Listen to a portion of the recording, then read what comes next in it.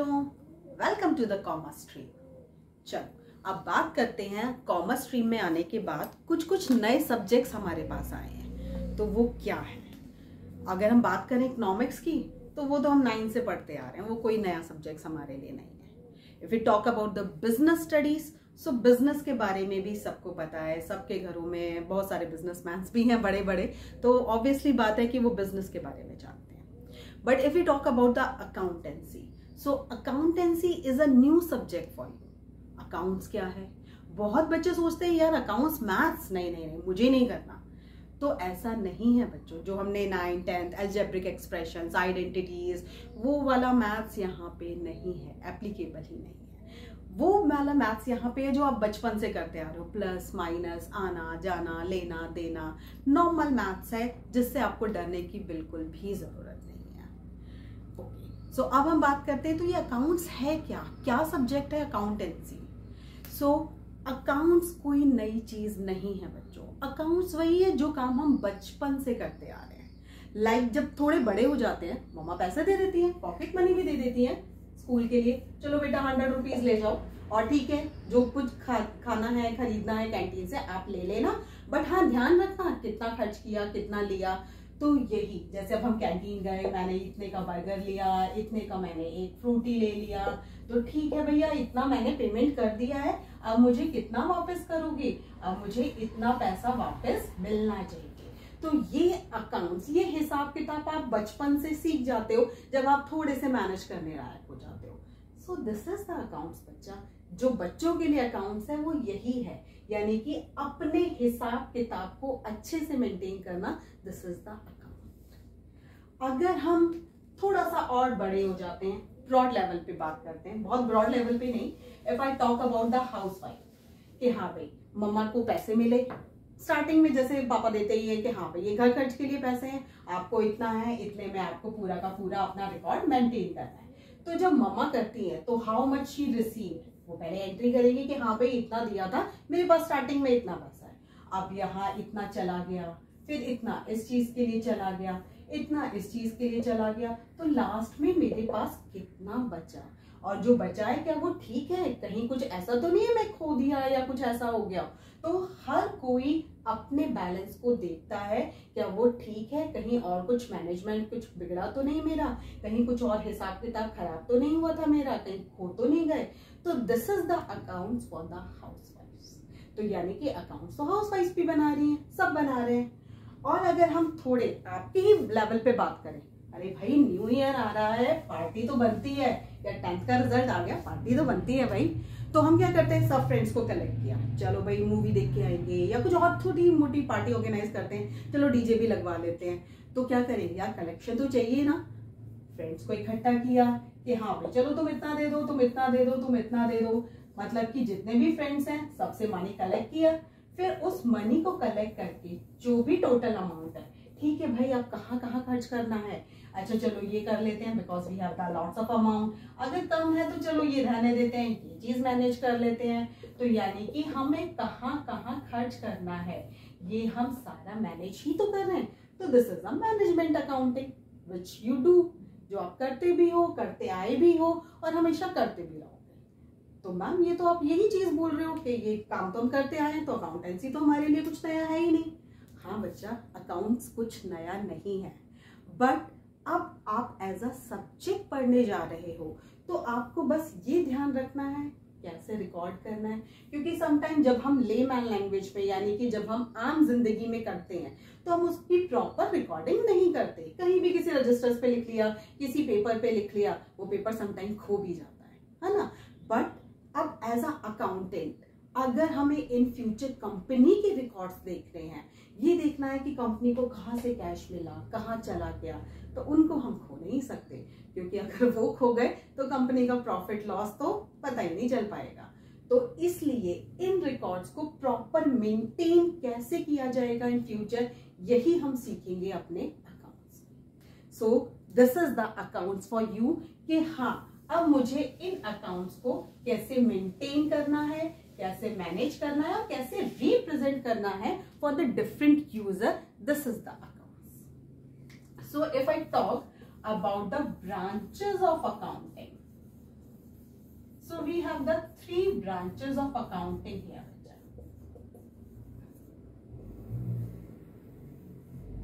First one is your financial accounting.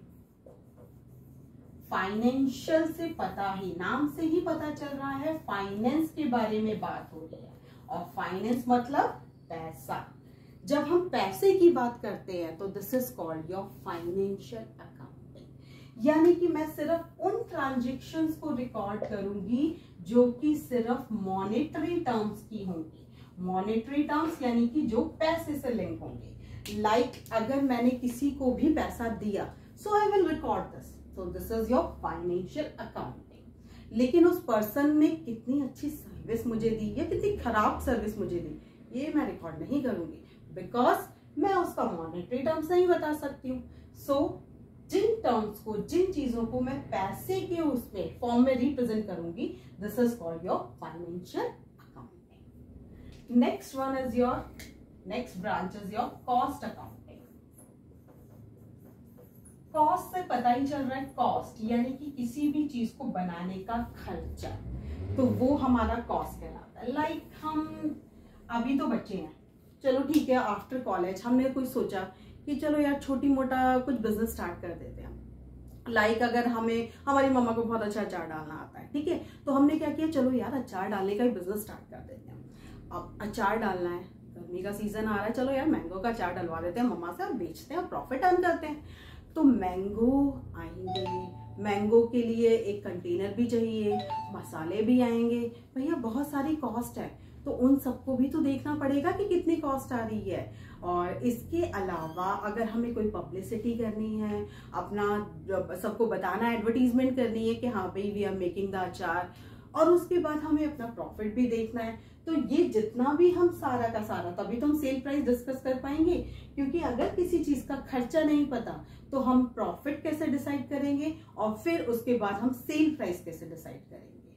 So cost accounting which deals with the cost, यानी कि किसी भी चीज को बनाने में कितने एक्सपेंसेस हो रहे हैं, वो जो बताती है वो हमारी कहलाती है कॉस्ट अकाउंटिंग। तो यानी कि how much the cost incurred is tell the cost accounting.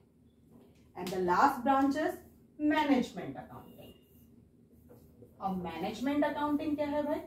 Management word से ही क्लियर हो रहा है, मैनेजमेंट मतलब हम मैनेज कर रहे हैं चीजों को। एग्जैक्टली बच्चा, मैनेजमेंट अकाउंटिंग में हम क्या करते हैं, चीजों को मैनेज करके देखते हैं कि हाँ जितना भी हमने किसी से डील किया था तो वो मैनेजमेंट में कितना, मतलब कि एज अ मैनेजर अगर मैं हूं तो आई वांट टू नो ना कि अगर मैंने किसी से सर्विस ली थी तो वो सर्विस कितनी अच्छी थी, क्या उस सर्विस के बियॉन्ड मेरे कस्टमर सेटिस्फाई हुए थे, क्या मुझे प्रॉफिट अर्न हुआ था, क्या वो कस्टमर वापस उसी प्लेस पे वापस आएंगे क्योंकि उन्होंने बहुत अच्छी सर्विस प्रोवाइड की थी। सो this is all about the management which help a manager. So management accounting basically हमारे लिए क्या हेल्प करता है, डिसीजन मेकिंग में, कि अब मुझे डिसीजन लेना है कि उसी पर्सन से मैं अपना काम, उतनी सर्विस अपनी चालू रखूं या नहीं रखूं। This is called your management accounting, कि how we will manage the things, कि हाँ भाई हमने देख लिया, अब हमें डिसाइड करना है क्या हम उसी चीज को, उसी प्रोसेस को आगे बढ़ाते रहें या नहीं।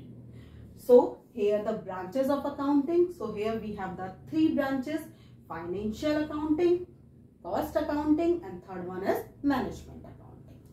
सो बच्चा, in 11th class we have only financial accounting because your book name, I have the TS Grewal, क्योंकि मोस्टली स्कूल्स में यही बुक रेफर की जाती है, तो हमारी बुक का नाम ही है double entry book keeping financial accounting, क्योंकि हमारे सिलेबस में सिर्फ फाइनेंशियल अकाउंटिंग ही है। कॉस्ट अकाउंटिंग और मैनेजमेंट अकाउंटिंग आगे हम ग्रेजुएशन लेवल पे पढ़ते हैं, अभी हमारे लिए ये नहीं है। But I told you these are the branches of accounting जिसके साथ हम ट्रीट करते हैं। ओके, अब समटाइम मैम हमने बहुत सारे वर्ड सुने हैं, समटाइम कोई कहता है अकाउंट्स, समटाइम कोई कहता है अकाउंटेंसी, और sometime we heard about the accounting. So are these 3 words are the same words? बच्चा सुनने में तो सेम लगता है, but these are not the same words, तीनों में डिफरेंस है। सो मैम अकाउंट्स क्या है, अकाउंटिंग क्या है और अकाउंटेंसी क्या है। अकाउंट्स क्या होता है, अगर मान लो मैंने एक छोटा सा बिजनेस स्टार्ट किया था अचार वाला, ठीक है। अब कोई एक पर्सन है जो कि मुझसे बहुत डील करता रहता है, सम टाइम आता है ले जाता है, क्योंकि उसकी भी शॉप है, वो भी आगे बेचता है। तो वो क्या करता है, सम टाइम मुझसे उधार लेके चला जाता है, कभी वो मुझे कैश देके चला गया। तो जब उससे बहुत सारी ट्रांजेक्शन्स होती है, बहुत सारा लेन देन होता है, तो क्या होता है कि मुझे उसको रिकॉर्ड करना जरूरी है।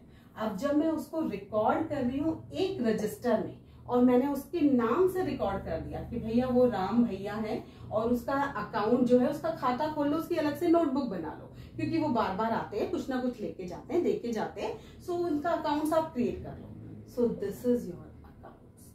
अकाउंट्स मतलब एक ही नेचर का ट्रांजेक्शन जब एक जगह रिकॉर्ड होता है तो उसको हम अकाउंट्स कहते हैं। लाइक राम भैया आते तो हैं, लेकिन हमेशा कैश में देके जाते हैं, हमेशा कैश में डीलिंग करते हैं। और भी बहुत पर्सन आते हैं, राम भैया ही नहीं, श्याम भैया, विनोद भैया, बहुत सारे भैया आते हैं, ठीक है। और वो कैश देके जाते हैं, कैश लेके जाते हैं। सो मैं उनके नाम से मेंशन नहीं करूंगी, क्यों? क्योंकि मेरे पास तो कैश आ रहा है, कैश जा रहा है। So I will maintain cash account. So what is account? Account means हो गया कि एक ही नेचर की जो ट्रांजेक्शन है, जब हम एक प्लेस पे रिकॉर्ड करते हैं तो this is called your accounts. So the same type, same nature की थिंग्स को रिकॉर्ड करना इज कॉल्ड योर अकाउंट्स, ताकि मुझे ये पता चल सके कि अगर मेरी कैश की डीलिंग्स हो रही है, so how much cash I receive, how much cash I paid, यानी कि जितना कैश अमाउंट है वो मुझे फाइनली पता चल सके कि अच्छा मेरा बिजनेस तो चल रहा है अचार का, लेकिन उसमें जो कैश की डीलिंग हुई है वो कितनी हुई भैया। तो वो पता करने के लिए I will prepare the cash account. Same ऐसे ही अगर राम भैया की उधारी चलती रहती, कैश की बात नहीं हो रही, सिर्फ उनकी उधारी की बात हो रही है, तो राम भैया की कितनी उधारी चल रही है, ऐसा तो नहीं है बहुत ज्यादा उधार लेके जा रहे हो और फिर गड़बड़ा जाए मेरा बिजनेस।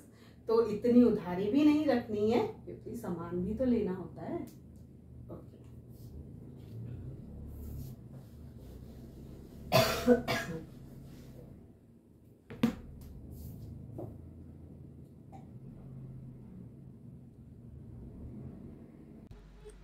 सो अकाउंट्स के बाद हम बात करते हैं accounting, because this is our main topic, because the chapter name is even introduction to accounting, in which we will read about the meaning and definition of accounting. So let's start with the definition of accounting. So what is accounting? Accounts तो हम लोगों को clear हो गया है, same type, same nature की चीजों को एक ही जगह पे record करना, this is your accounts. So what is accounting? Accounting is the broader term rather than the accounts. So accounting is the art of recording. Art of recording means this is the art, ये एक type का art है जो हम लोग सीखते हैं। Like जो मैंने पहले कहा कि हाँ अकाउंट तो हम बचपन से करते आ रहे हैं, चीजों को मैनेज करना, अच्छे से वो करना, लेकिन अब हम क्या कर रहे हैं, चीजों को रिकॉर्ड कर रहे हैं एक बहुत अच्छे आर्ट के साथ। मतलब हमें कहाँ पे कैसे रिकॉर्ड करना है, किस तरीके से रिकॉर्ड करना है, तो अब हम अकाउंटिंग को लर्न करेंगे, सीखेंगे यहाँ पे। So accounting is the art of recording because we record classifying. अब हम चीजों को क्लासीफाइंग भी करेंगे। क्लासीफाइंग करना मीन्स जो सेम टाइप की चीजें होंगी, सेम नेचर की चीजें होंगी, हम उनको एक साइड में रखेंगे, एक रजिस्टर में अलग रखेंगे, जो अलग टाइप के नेचर की उसको दूसरे रजिस्टर्स में रखेंगे, और सो ऑन। एंड समराइजिंग, और उनको समराइज करेंगे कि जो भी अमाउंट है कुछ है तो उसकी समरी डिटेल में लिखेंगे कि हाँ कौन सी अमाउंट हमने अगर डाला है तो क्यों डाला है, किस डेट पे डाला है, क्या स्पेसिफिक रीजन था, in a significant manner and in terms of money. और ऑब्वियसली हम उन्हीं टर्म्स को रिकॉर्ड करेंगे, उन्हीं ट्रांजेक्शन्स को रिकॉर्ड करेंगे which we can in terms of money, जो हम सिर्फ मॉनेटरी टर्म्स में लिख सकें, हम उन्हीं टर्म्स को रिकॉर्ड करेंगे। Transaction and events, whether they are the transaction, whether they are the events which are in part at least of a financial character and interpreting the result thereof. और उन्हीं चीजों को रिकॉर्ड करेंगे जो financial character की होंगी, mean जिनको monetary terms में लिखा जा सकता है, and even the interpreting the result thereof. और यही नहीं कि सिर्फ इनको रिकॉर्ड करके उनको क्लासीफाई या समराइज करके हमने छोड़ दिया, नहीं, उसके बाद हम उनका इंटरप्रिटेशन भी करेंगे। दैट मीन्स कि हम जो रिजल्ट आया है वो क्या आया है, यानी कि जो हम अकाउंट्स क्रिएट किया है उसका बैलेंस कितना आया है, जिससे हम फिगर आउट कर रहे हैं, मीन जिससे भी हम ट्रांजेक्शन्स कर रहे हैं मॉनेटरी टर्म्स में, क्या वो हमारे बिजनेस के लिए बेनिफिशियल है या नहीं है, मतलब हम उसको कैरी ऑन रखें या नहीं रखें. So this is the define of accounting. I'm repeating. Accounting is the art of recording, classifying and summarizing in a significant manner and in terms of money, transaction and events which are in part at least of a financial character and interpreting the result thereof. Means अब हम वो art सीखेंगे accounting के उसमें कि जो चीज हम रिकॉर्ड, जो जिन मॉनेटरी टर्म्स को हम रिकॉर्ड करेंगे, हम उनको कैसे रिकॉर्ड करेंगे. सो this is your accounting. So after the meaning of accounting we will come to the attributes of the accounting. So now what are the attributes of accounting? Okay, so after the meaning of accounting we come to the attributes of accounting. So first attribute means the characteristics of the accounting. So the first characteristic is identifying financial transaction and events. First we have to identify the transactions, क्योंकि जब हम business start करते हैं तो बहुत सारी transactions होती हैं, but we have to identify the transaction and events which can be turned into the monetary terms. जिनको हम monetary terms में लिख सकते हैं, हम उन्हीं terms को record करेंगे. अदरवाइज बाकी जितनी qualitative terms हैं, यानी कि services बहुत अच्छी हैं, नहीं हैं, उनको हम ignore कर देंगे. So we will record, we will first identify the transaction who can be represent in the financial terms, यानी कि who can be represent in the monetary terms. Second one is the measuring the identified transactions. जब हमने उनको identify कर लिया तब उनको major करना भी तो जरूरी है ना. मेजर इन द सेंस कि मतलब how much the amount, how much the money, कितना अमाउंट है जो मैं रिकॉर्ड करूं. तो मेजरमेंट का मीन्स है, measuring means the amount which I have to be record. Third one is recording. जब मुझे ये पता चल गया कि मुझे कितनी अमाउंट से रिकॉर्ड करना है, then I will record it. Because हमने पढ़ा था कि अकाउंटिंग क्या है, accounting is the art of recording. So the main purpose is recording. तो जो उसका कैरेक्टरिस्टिक्स है मेन, वो रिकॉर्डिंग ही है. लेकिन रिकॉर्डिंग से पहले हमें उन ट्रांजेक्शन्स को, उन इवेंट्स को आइडेंटिफाई भी करना होगा जिनको हम मॉनेटरी टर्म्स में लिख सकते हैं, मीन्स जो फाइनेंशियल कैरेक्टर की है. After recording we classify them. Classify means which I have already told you कि जो सेम टाइप की चीजें होंगी हम उनको एक प्लेस पे करेंगे, तो दिस इज कॉल्ड क्लासिफाइंग. जैसे जितनी कैश की ट्रांजेक्शन्स हैं हम उनको एक रजिस्टर्स में रिकॉर्ड करते हैं, अलग ग्राम की जितनी भी ट्रांजेक्शन्स है उसको अलग उसमें करेंगे. तो these are called classifying. Means same type की नेचर की, सेम नेचर की जो चीजें हैं उनको अलग अलग उसमें रखना. नेक्स्ट वन है summarising.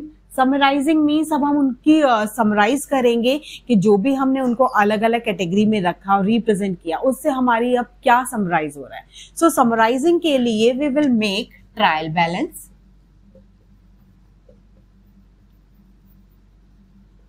We will make profit and loss account,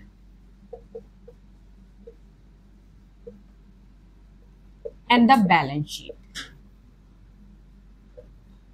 These are the new words for you, I know that, but these words are clear in the next chapters.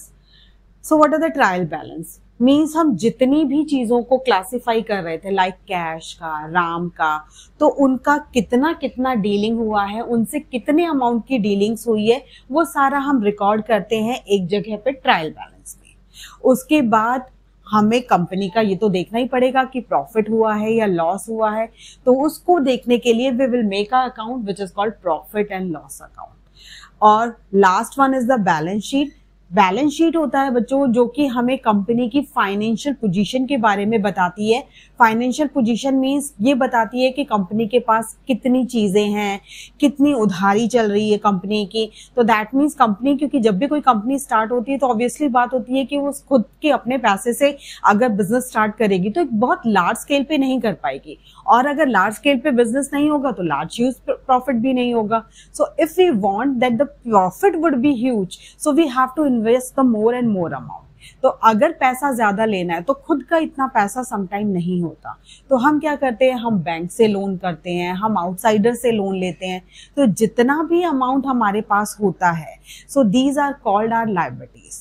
क्योंकि ये हमें फ्यूचर में उन लोगों को पे करना होगा जिन लोगों से हमने लिया है। सेम अगर हम कुछ भी अमाउंट लगाएंगे तो उससे कोई ना कोई चीजें खरीदेंगे, लाइक मैंने कोई मशीनरी खरीद ली, मैंने कोई बिल्डिंग खरीदा, so these are called your assets.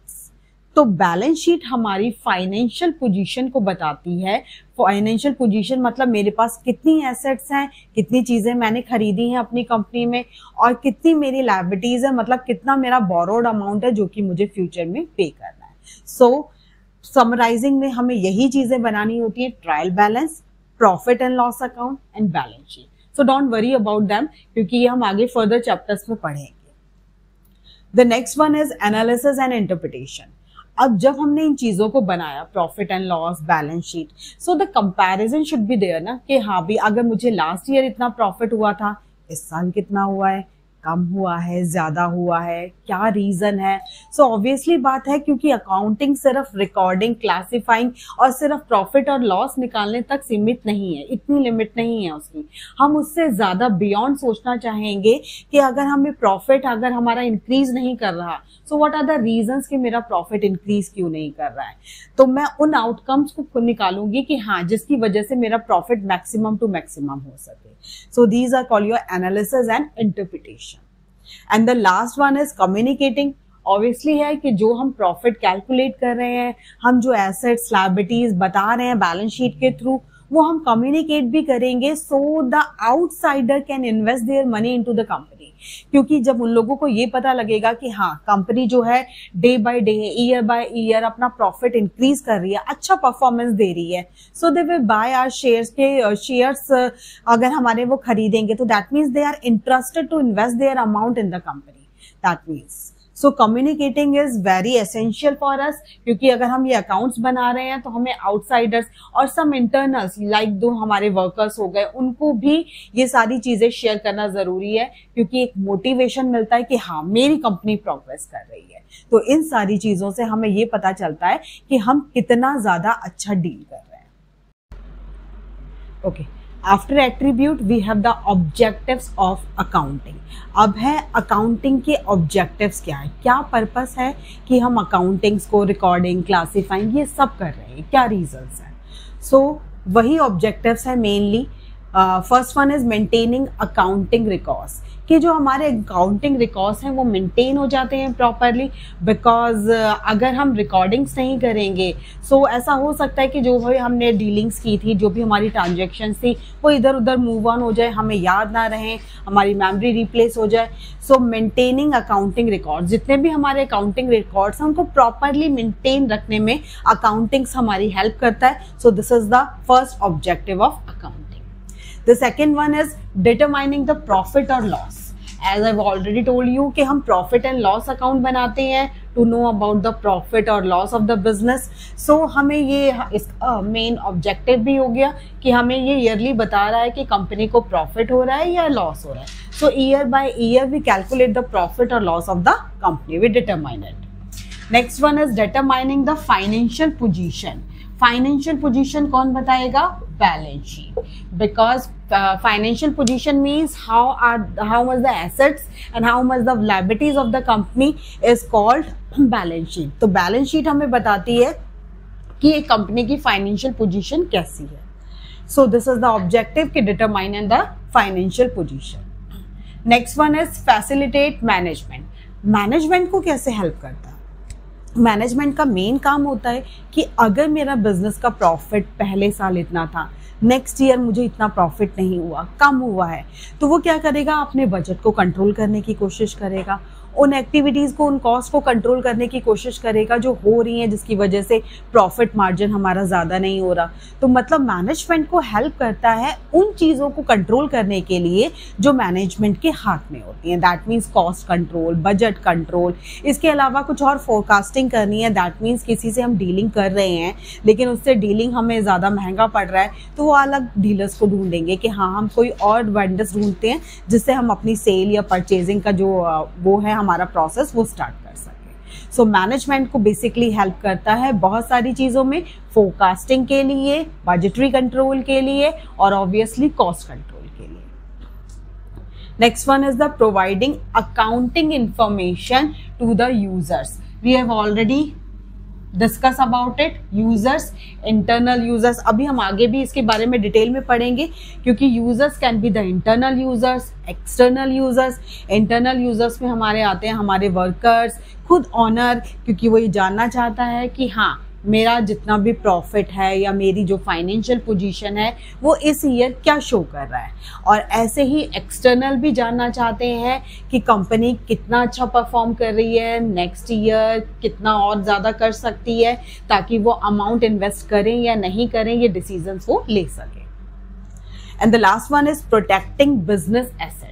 Business assets को कैसे प्रोटेक्ट करता है? Because we record all the assets in the balance sheet. हम जो भी एसेट्स खरीदते हैं वो अपनी बैलेंस शीट में शो करते हैं. और assets means any property of the company. कोई भी प्रॉपर्टी खरीद रहे हैं, वेदर योर बिल्डिंग, मशीनरी, कुछ भी जो चीज़ें हमारी जिसकी खुद की अपनी वैल्यू होती है वो हमारी सारी एसेट्स होती है. तो हमारी जितनी एसेट्स हैं हम उनको अपनी बैलेंस शीट में शो करते हैं. तो इस तरह से वो प्रोटेक्ट हो जाती है, मतलब कि वो कहीं गायब नहीं हो सकती हैं, because we are showing in the balance sheet. तो बैलेंस शीट हमें ये बताता रहेगा कि हाँ वी हैड दीज एसेट्स. अब वो एसेट्स कहाँ पे गई? वो हमारी एसेट्स जो है हमारे पास रियल उसमें होनी चाहिए. So these are the objectives: maintaining accounting records, determining profit or loss, determining financial positions, facilitate management, providing accounting information to the users, and the last one is protecting business assets.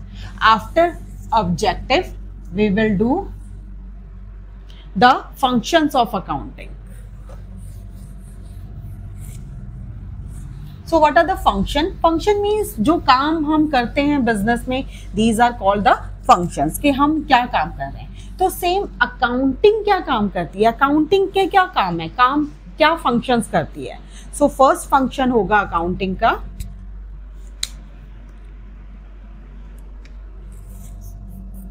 Maintaining systematic records.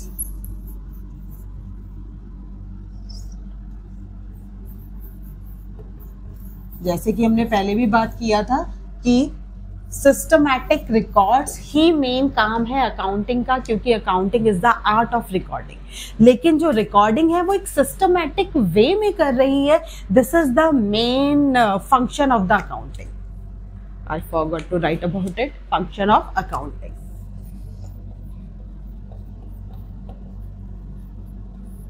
These are the functions. So first function is recording, but in a proper systematic manner. So maintaining systematic records. So the next function is preparation of financial statement or final account.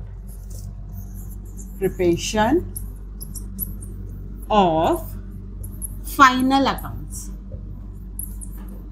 And what are the final accounts? Final accounts, फिर से वही बात आती है, final accounts हमारे होते हैं profit and loss account and the balance sheet, क्योंकि वो हमें साल के एंड में हम लोग बनाते हैं, जो कि हमें ये बताते हैं कि कंपनी कैसा परफॉर्म कर रही है, और बैलेंस शीट हमें शो करती है फाइनेंशियल पोजीशंस को. So they are called the final accounts, क्योंकि थ्रू आउट द ईयर हम लोग ट्रांजेक्शन्स करते हैं, उनको रिकॉर्ड करते हैं, उनको क्लासीफाई करते हैं, समराइज करते हैं. एट द लास्ट समराइज में हमारा प्रॉफिट एंड लॉस अकाउंट आता है और फिर हमारी बैलेंस शीट आती है. So these are the final accounts. So accounts का एक मेन फंक्शन ये भी है कि preparation of final accounts. And the third function is meeting legal requirements. Meeting legal requirements. So what are the legal requirements?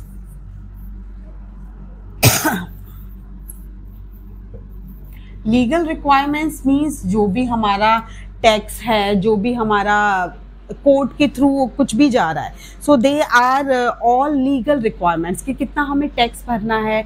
तो जो हमें tax fill करना होता है हमारी इनकम के ऊपर जाता है, या जितना हमने प्रोडक्शन किया है, सेल किया है, उसके ऊपर जाता है. So first we have to know about that कि कितना प्रॉफिट हुआ है, कितना सेल्स हुआ है. सो अकाउंटिंग का ये फंक्शन इसलिए हो गया मीटिंग लीगल रिक्वायरमेंट्स, बिकॉज ये हमें क्लासीफाई करके एग्जैक्टली ये बताता है कि एंड ऑफ द ईयर में हमारी टोटल सेल कितनी है, या अगर हम मंथली काउंट कर रहे हैं तो हमारी मंथली या क्वार्टरली सेल कितनी है। जब वो हमें ये बताएगा कि टोटल हमारा सेल परचेज इतना रहा है और एट द लास्ट हमारा प्रॉफिट यानी कि एक ऑनर का इनकम इतना रहा है, तो उसी के ऊपर तो टैक्स तय होगा कि हमें कितना टैक्स पेड करना है। So this is the main function के मीटिंग लीगल रिक्वायरमेंट्स, कि जितने भी हमारे लीगल रिक्वायरमेंट्स हैं यानी कि जितने भी हमारे टैक्सेस हैं, जीएसटी हो गया, इनकम टैक्स हो गया, उसको पेमेंट करने में हमारी हेल्प करता है accounting. And the next one is communicating the financial information. Communicating the financial information. Communicating means communicating मतलब कि दोनों को लोगों को चीजें पहुंचाना, कम्युनिकेट करना। सो कम्युनिकेटिंग द फाइनेंशियल इंफॉर्मेशन, और फाइनेंशियल इंफॉर्मेशन मतलब वही balance sheet, profit and loss account. तो जब हम ये लोगों तक पहुंचा रहे हैं, चाहे वो इंटरनल यूजर्स हैं या एक्सटर्नल यूजर्स हैं, सो this is called your communicating. मतलब घुमा फिरा के वही बात आ रही है, वही फंक्शंस आ रहे हैं जो मोस्ट प्रोबेबली हमारे एट्रीब्यूट्स में भी थे कि हाँ हमें कम्युनिकेशन करना है किसका, अपना फाइनेंशियल इंफॉर्मेशन का। The next one is facilitate comparison.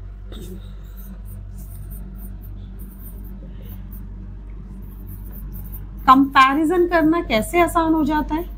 Comparison obviously हर कोई करता है, हम भी करते हैं अपने मार्क्स के लिए। फर्स्ट यूटी में इतना आया था, सेकंड यूटी में इतना आया है, टर्मिनल में कितना आएगा।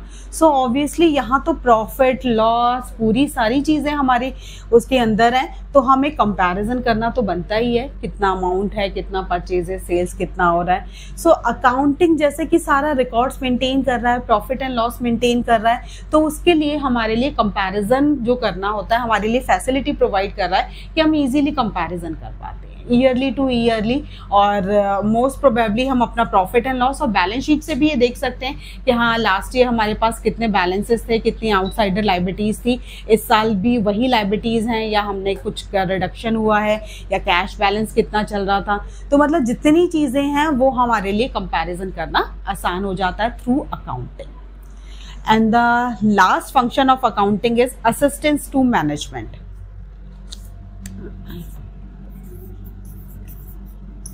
Assistance to management means management को असिस्ट कर रहा है यानी कि मैनेजमेंट को हेल्प कर रहा है। अब मैनेजमेंट को तो हम ऑलरेडी पढ़ भी चुके हैं कि मैनेजमेंट हमारा कॉस्ट कंट्रोल का काम करता है, बजटरी कंट्रोल का काम करता है, फोरकास्टिंग करता है। तो अगर हम अकाउंटिंग प्रोसेसली टाइमली कर रहे हैं, अपना सिस्टमैटिक रिकॉर्ड्स मेंटेन कर रहे हैं, तो मैनेजमेंट के लिए बहुत ज़्यादा हेल्पफुल हो जाता है, क्योंकि मैनेजमेंट को जो इन्फॉर्मेशन चाहिए कुछ फोरकास्टिंग के लिए या कुछ डिसीजंस के लिए, वो सारी की सारी हमें कौन प्रोवाइड कर रहा है? Accounting. So this is the last function, assistance to management. So these are the functions: maintaining systematic records, preparation of final accounts, meeting legal requirements, communicating the financial information, facilitate comparison, assistance to management. कि यहाँ comparison आसान हो जाता है, यहाँ management को help कर रहा है। Okay? And the next one is advantage of accounting. सब थोड़ा बहुत सिमिलर सा ही होता जा रहा है, क्योंकि जो फंक्शंस हैं, जो वो काम करता है, वही हमारे फायदे भी हो सकते हैं, वही हमारा रोल भी हो सकता है, वही हमारे एट्रीब्यूट्स भी हो सकते हैं। तो अगर हम देखें मोस्ट प्रोबेबली, तो जो हमारी डिफाइन है उसी से ही हमारी बहुत सारी चीजें निकल के आ रही है मैनेज उसकी अकाउंटिंग के। क्योंकि अब डिपेंड क्या करता है, स्कूल्स में अलग अलग टीचर्स अलग अलग वो हैं, तो सबके लिए अलग अलग टीचर्स के लिए जो भी पार्ट है इम्पोर्टेंट कुछ अलग हो सकता है। तो सम टाइम टीचर्स एट्रीब्यूट्स भी दे सकती हैं एग्जाम में, और कुछ भी लिख रहे हो, रोल ऑफ अकाउंटिंग लिख रहे हो, फंक्शंस लिख रहे हो, सो उससे पहले अगर अकाउंटिंग के डिफाइन लिखो तो इट वुड बी बेटर कि पहले अकाउंटिंग को डिफाइन करते हुए after that you will write the advantage what ever ask in the questions. Now we will come to the advantage of accounting. So what can be the advantage of accounting? सबसे पहला financial information.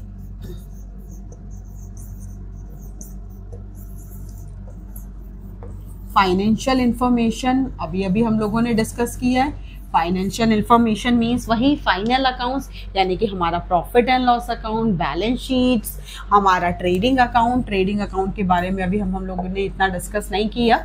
So financial information means profit and loss and the balance sheet, जो हमें इन चीज़ों के बारे में बताएगा। So these are the advantage कि हमें पता चल जाता है कि अच्छा इस कंपनी का इतना प्रॉफिट है, अच्छा इस कंपनी के पास इतनी एसेट्स हैं, इतनी लायबिलिटीज़ हैं, तो ये सारी की सारी इंफॉर्मेशन हमें प्रोवाइड हो जाता है। तो this is the advantage of us कि हाँ अकाउंटिंग की एक एडवांटेज है।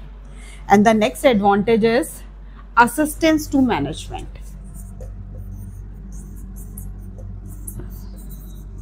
असिस्टेंस टू मैनेजमेंट अभी हम लोगों ने ऑलरेडी डिस्कस किया है, तो आई वॉन्ट थिंक कि इसको बार बार रिपीट करने की ज़रूरत है कि मैनेजमेंट को हेल्प करता है बेसिकली डिसीजंस लेने में,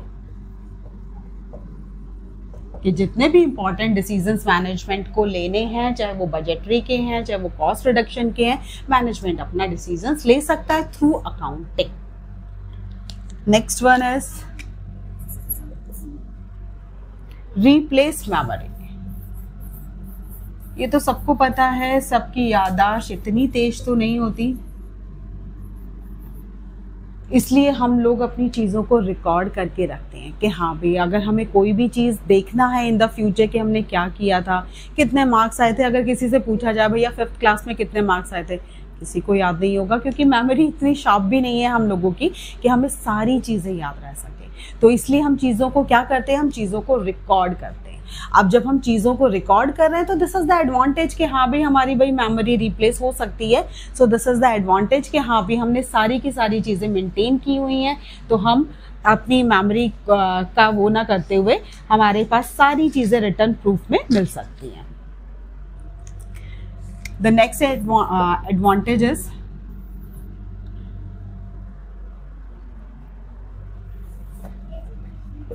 फैसिलिटेट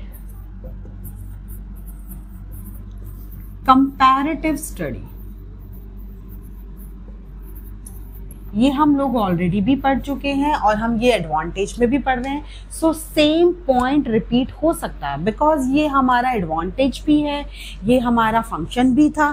सो फैसिलिटेट कंपैरेटिव स्टडी, क्योंकि कंपैरिजन आसान हो जाता है। लास्ट ईयर और इस साल का प्रॉफिट डिफरेंस, लास्ट ईयर की एसेट्स बैलेंस शीट और इस साल की फाइनेंशियल पोजीशन का डिफरेंस, तो कंपैरिजन हमारे लिए आसान हो जाता है। तो ये हमारा एक एडवांटेज भी है। The next one is facilitate settlement of tax liability.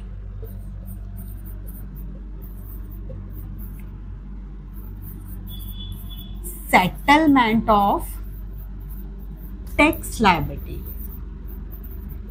Tax liability का भी अभी हमने बताया था कि जो टैक्स होता है वो हमारा जीएसटी, सेल्स पे, परचेज पे, या अगर हम बेसिकली देख रहे हैं इनकम टैक्स के बारे में बात करें तो प्रॉफिट पे, तो जब तक प्रॉफिट कैलकुलेट नहीं होगा तब तक हमारा टैक्स भी कैलकुलेट नहीं होगा।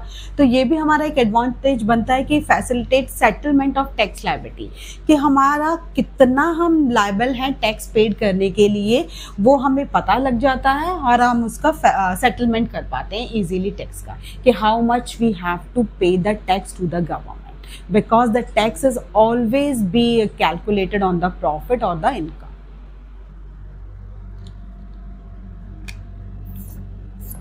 And the next advantage is facilitate loans.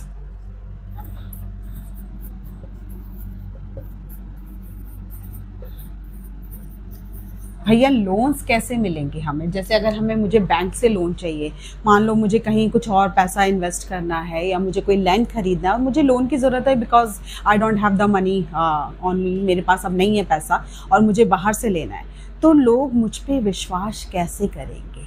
मेरे अकाउंट्स देख के मेरे पे विश्वास करेंगे कि क्यों, क्योंकि जो बैलेंस शीट है वो मुझे बता रही है, वो मेरे बारे में बता रही है कि मेरी कंपनी के पास कितनी एसेट्स हैं।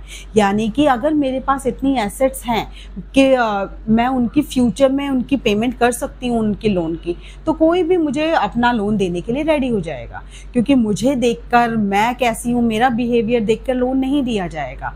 मेरी बैलेंस शीट, मेरे फाइनेंशियल स्टेटमेंट मुझे बताएंगे कि हाँ मेरी कंपनी कैसा परफॉर्म कर रही है, जो प्रॉफिट्स हैं वो कितना वो कर रहे हैं, क्या इंक्रीज कर रहे हैं या नहीं कर रहे, या मेरे पास कितनी और एसेट्स या लायबिलिटीज हैं। ये देखकर एक कंपनी या एक बैंक तय करता है कि मुझे लोन देगा या नहीं देगा। सो दिस इज द एडवांटेज कि फैसिलिटेट लोन्स, यानी कि मेरी अकाउंटिंग उसको देखकर, मेरी अकाउंटिंग रिकॉर्ड्स को देखकर बैंक मुझे लोन प्रोवाइड कर सकता है, यानी कि फैसिलिटेट कर सकता है। Okay, next advantage is evidence in court.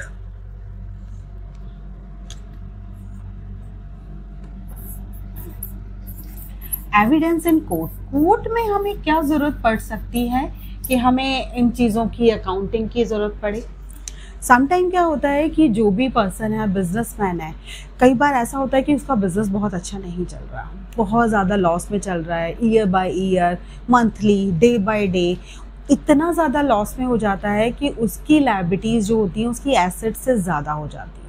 तो जब एक पर्सन की लायबिलिटीज़ इतनी ज़्यादा हो चुकी हैं कि वो अपनी एसेट्स को बेचकर भी उनकी पेमेंट नहीं कर सकता है, so he is called insolvent, कि उसका दिवालिया पिट गया है, यानी कि वो इंसॉल्वेंट हो गया है। तो वो क्या करता है, क्या वो अपने लैंडर्स के पास जाएगा? वो लैंडर्स के पास जाएगा तो पिटाई खाएगा कि भी उनसे अमाउंट लिया था और अमाउंट पे नहीं कर पा रहा है, और ऑब्वियसली बात है जो उधार देता है वो अपना अमाउंट वापस लेना चाहता है, वो भी विद इंटरेस्ट। सो वो क्या करता है, जो भी बिजनेसमैन होगा वो कोर्ट के पास जाएगा, उनसे अपील करेगा कि आई बिकेम बैंकरप्ट, मैं बैंकरप्ट हो चुका हूँ, मैं इंसॉल्वेंट हो चुका हूँ, मेरे पास इतनी एसेट्स ही नहीं है कि मैं लायबिलिटीज़ की पेमेंट कर सकूँ। अब मेरे पास एक ही तरीका है, या तो सुसाइड, या देख लीजिए क्या हो सकता है। तो कोर्ट कभी भी ये अपील नहीं करेगी कि कोई भी पर्सन कोई गलत कदम उठाए। तो कोर्ट क्या करेगी कि कोर्ट जब ये डिक्लेयर कर देगी कि वो पर्सन इंसॉल्वेंट हो गया है, तो जो भी उसके पास जितनी भी एसेट्स होती हैं उसका जितना % वो लैंडर्स को दे सकती है वो देगी, और अगर वो भी नहीं दे पा रहा है तो वो डिक्लेयर कर देगी कि इंसॉल्वेंट है और उसके लैंडर्स उसको परेशान करने नहीं आएंगे। सो दिस इज द मेन कि एविडेंस इन कोर्ट। तो ये कौन डिसाइड करेगा कि वो इंसॉल्वेंट हो गया है? ऐसे तो कोई भी बिजनेसमैन जाके खड़ा हो जाएगा कि जी मैं तो इंसॉल्वेंट हो गया और मैंने यहाँ से 1 करोड़ लिया था, 3 करोड़ लिया था और मैं पेमेंट नहीं कर सकता हूँ। तो ऐसा नहीं होता है, कोर्ट को भी एविडेंस चाहिए।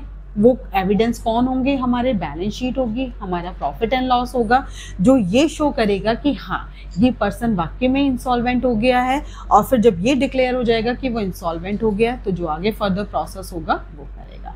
सो अकाउंटिंग जो है वो हमें हेल्प कर रहा है कोर्ट में as an evidence. And the next advantage is facilitate sale of business.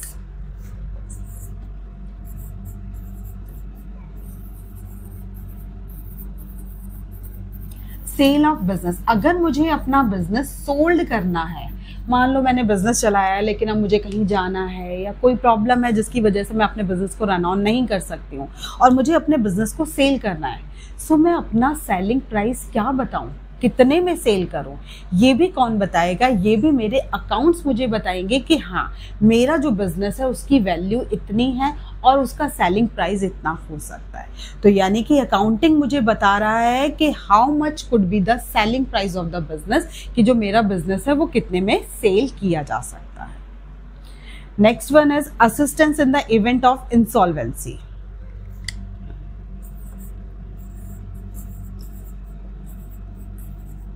assistance in the case of insolvency। Insolvency का मैं ऑलरेडी बता चुकी हूँ कि कोई भी पर्सन जब इंसॉल्वेंट हो जाता है तो ऑब्वियसली बात है उसे कोर्ट में अपील करना होता है। तो जो अकाउंटिंग है वो उसको असिस्ट कर रहे हैं, यानी कि उसको हेल्प कर रहे हैं कि हाँ अगर वो इंसॉल्वेंट हो गया है so how he would be declare कि मैं इंसॉल्वेंट हो गया हूँ। तो अकाउंट्स के थ्रू वो अपने आप को डिक्लेयर करेगा कि वो इंसॉल्वेंट हो चुका है। The last advantage is helpful in partnership accounts।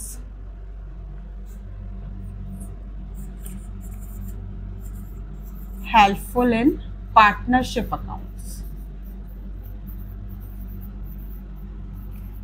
Partnership accounts में जब जहाँ पे एक सिंगल पर्सन बिजनेस नहीं कर रहा है, यानी कि दो या दो से ज़्यादा लोग बिजनेस कर रहे हैं, तो this is called your partnership account. तो जब पार्टनरशिप होती है यानी कि जहाँ पे एक से ज़्यादा, दो से ज़्यादा लोग हो गए, दो भी हो गए, तो डिस्प्यूट्स यानी कि झगड़ेबाजी होने के चांसेस रहते हैं।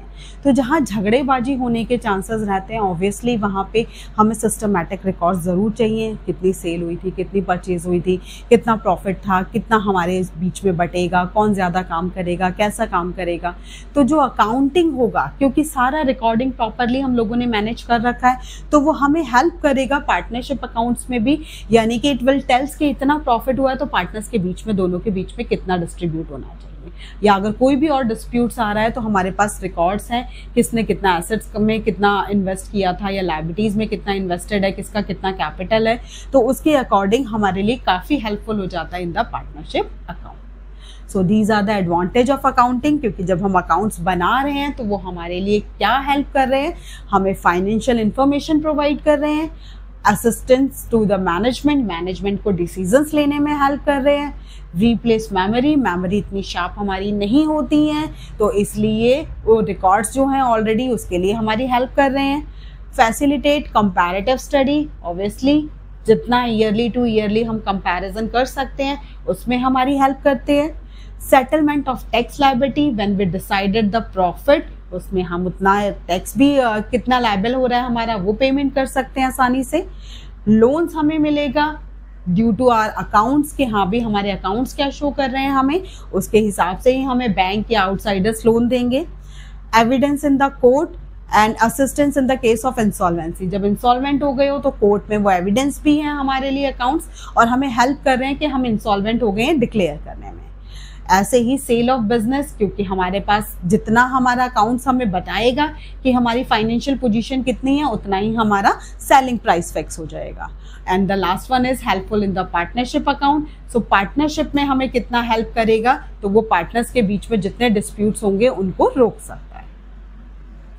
Now the limitation of accounting. Limitations होता क्या है?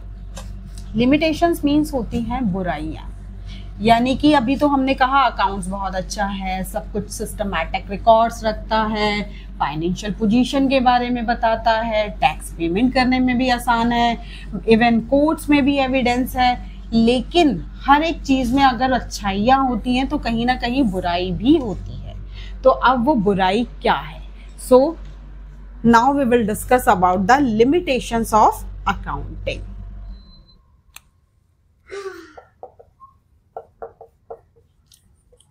Limitation of accounting. So can you think about that कि अकाउंटिंग वैसे तो बहुत अच्छा है, सब कुछ रिकॉर्ड कर रहा है, तो अब इसकी बुराइयां क्या है भाई? क्या बुराई हो सकती है? लिमिट मतलब क्या अकाउंट्स में क्या बुराई हो सकती है? तो पहली बुराई है इसकी, accounting is not fully exact.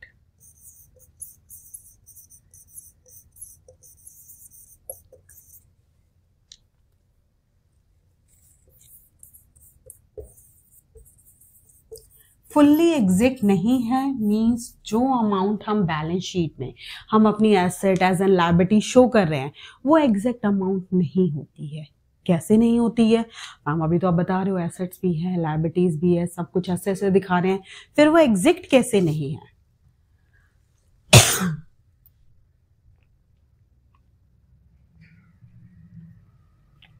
बच्चा समटाइम जब हम कोई एसेट्स खरीदते हैं तो लाइक अगर मैंने कोई एसेट, कोई लैंड खरीदा था 10 साल पहले, तो उसकी जो वैल्यू होगी आज की डेट में वो जरूर चेंज हो गई होगी, क्योंकि दो वैल्यूज होती हैं, एक होता है बुक वैल्यू, एक होता है मार्केट वैल्यू। बुक वैल्यू मतलब जो हम बुक्स में यानी कि बैलेंस शीट में शो करते हैं वो हमारी बुक वैल्यू होती है, और मार्केट वैल्यू मतलब कि आज की डेट में मार्केट में उसका क्या प्राइस चल रहा है वो हमारी मार्केट वैल्यू कहलाती है। तो लाइक अगर मैंने कोई लैंड खरीदा था जिसकी 10 साल पहले वैल्यू 10 लाख थी, तो क्या आज भी उसकी वैल्यू 10 लाख होगी? नहीं, ऑब्वियसली हो सकता है करोड़ों में पहुंच गई हो सकता है करोड़ों में ना भी पहुंची हो, तो भी लाखों में तो जरूर ही होगी।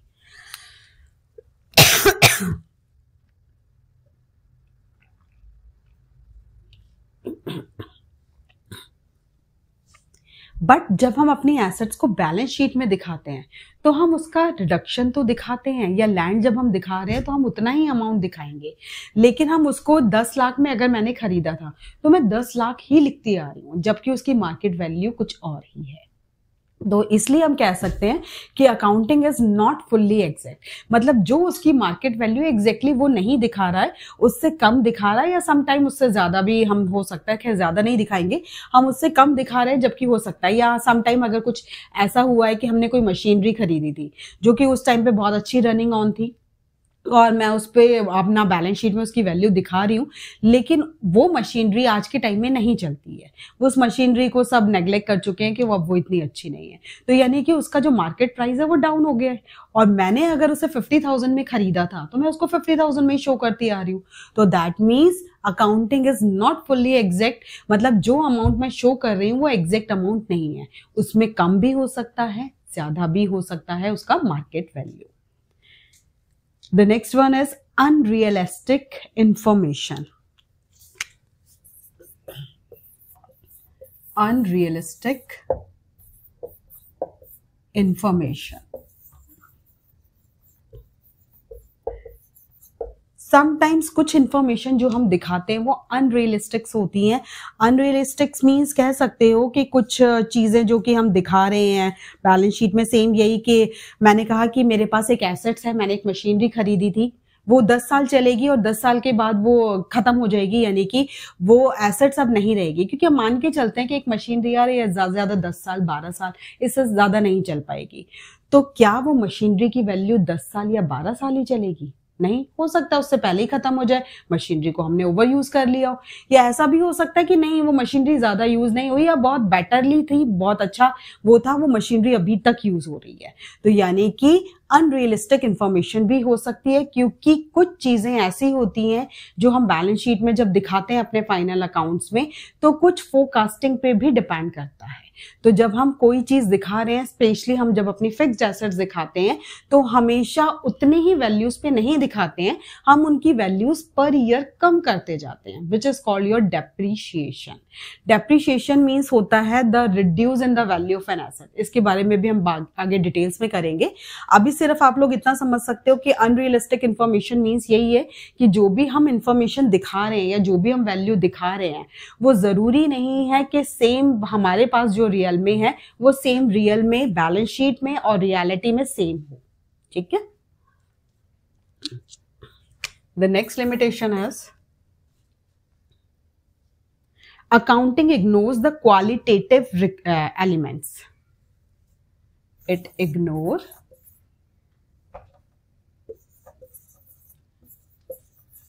the qualitative elements. Qualitative elements means मैंने कोई नया मैनेजर रखा है, बहुत अच्छा काम कर रहा है, उस चीज को मैं रिकॉर्ड नहीं करूंगी। हाँ, उसका प्रॉफिट में कितना सपोर्ट रहा है, कितना योगदान रहा है, पहले कितना प्रॉफिट होता था और आज की डेट में कितना प्रॉफिट हुआ है, उसकी वजह से कितना इंक्रीमेंट हुआ है, वो मैं जरूर रिकॉर्ड करूंगी। लेकिन क्वालिटेटिव एलिमेंट्स में कुछ वर्कर्स हैं जो बहुत अच्छा परफॉर्म करते हैं, या कुछ और जो भी इवेंट्स हैं हमारे, हम उनको इग्नोर कर देते हैं। तो this is the limitation of accounting कि हम क्वालिटेटिव एलिमेंट्स को लेकर नहीं चलते हैं, उनको हम इग्नोर कर देते हैं। The next limitation is accounting ignore effect of price level changes. It's ignore price level changes.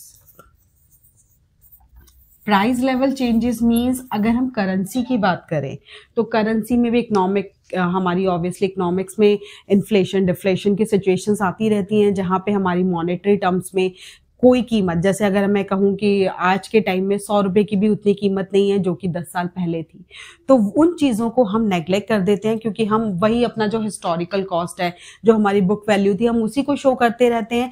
तो हमारा जो प्राइस लेवल चेंजेस हो रहा है हम उसको ध्यान में नहीं रखते हैं। सो this is the limitation of accounting. The last limitation is accounting may lead to window dressing. This may lead to window dressing. Window dressing means होता है ऊपरी दिखावा, यानी कि जो रियलिटी है उसको नहीं दिखाते, कई बार फेक चीजें दिखा दिया। जैसे कि समटाइम विंडो ड्रेसिंग सब लोग करते हैं कि हाँ भाई अगर मुझे शादी में जाना है, बहुत अच्छा दिखना है, या मेरे घर को मुझे और ज्यादा अच्छे से डेकोरेट करना है, तो हम समटाइम विंडो ड्रेसिंग कर देते हैं कि यानी कि जो चीज रियलिटी में जो डेली लाइफ में होता है वो नहीं दिखा रहे हैं, कुछ और हट के दिखा रहे हैं। तो सेम हम समटाइम अपने बैलेंस शीट में भी कुछ एसेट्स ऐसे दिखा देते हैं, कुछ चीजें ऐसी दिखा देते हैं जो कि रियलिटी में नहीं है। सिर्फ हम अपनी फाइनेंशियल पोजीशन को, हम बाहर आउटसाइडर्स को ये दिखाने के लिए कि हम बहुत अच्छा परफॉर्म कर रहे हैं या हमारे पास बहुत अच्छी एसेट्स हैं, तो उसमें छेड़खानी करते हैं, यानी कि बैलेंस शीट में विंडो ड्रेसिंग शो कर देते हैं। So it may lead to the window dressing, मतलब कि हो सकता है कि फाइनल अकाउंट्स में विंडो ड्रेसिंग की गई हो। So these are the limitations, ये बुराई है हमारी अकाउंटिंग की। तो अभी हमने किया रोल, ऑब्जेक्टिव्स इसका और एट्रीब्यूट्स। आफ्टर दैट लिमिटेशंस, यानी कि क्या बुराई है। So accounting is not fully exact, unrealistic information को शो करता है, इग्नोर द क्वालिटेटिव एलिमेंट्स को छोड़ देता है, प्राइस लेवल चेंजेस हो जाता है क्योंकि इकोनॉमिक में इन्फ्लेशन डिफ्लेशन की सिचुएशंस को नहीं हैंडल करता, और may lead to the window dressing, यानी कि हम ऊपरी दिखावा दिखाते हैं, जो रियलिटी है उसको शो नहीं करते हैं। Okay. The next one is the role of accounting. बच्चा कोई भी प्रॉब्लम आए आप मुझे कमेंट में डाल सकते हो, कोई भी पॉइंट्स अगर क्लियर नहीं हो रहा है, so I will discuss again in the next class. Role of accounting भी सेम ही है बच्चा, इसमें भी कोई ज्यादा चेंज नहीं है। समटाइम आप अपने खुद के भी पॉइंट्स बना के डाल सकते हो, जैसे कि अभी हमने ऑब्जेक्टिव्स में देखा, हमने अपना उसमें देखा, उनके फंक्शंस में देखा, तो वही रोल है अकाउंटिंग का। So the first role is maintenance of systematic records, maintain systematic record. इसको तो एक्सप्लेन करने की जरूरत नहीं है मुझे लगता है,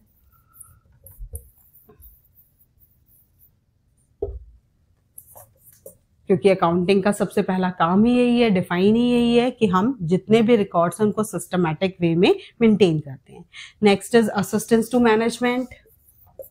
आई थिंक ये भी हम लोग ऑलरेडी पहले समझ चुके हैं। मैनेजमेंट को हेल्प करता है क्योंकि उसको डिसीजंस लेने होते हैं important. The next one is facilitate comparative study. सारे वही पॉइंट्स आ रहे हैं।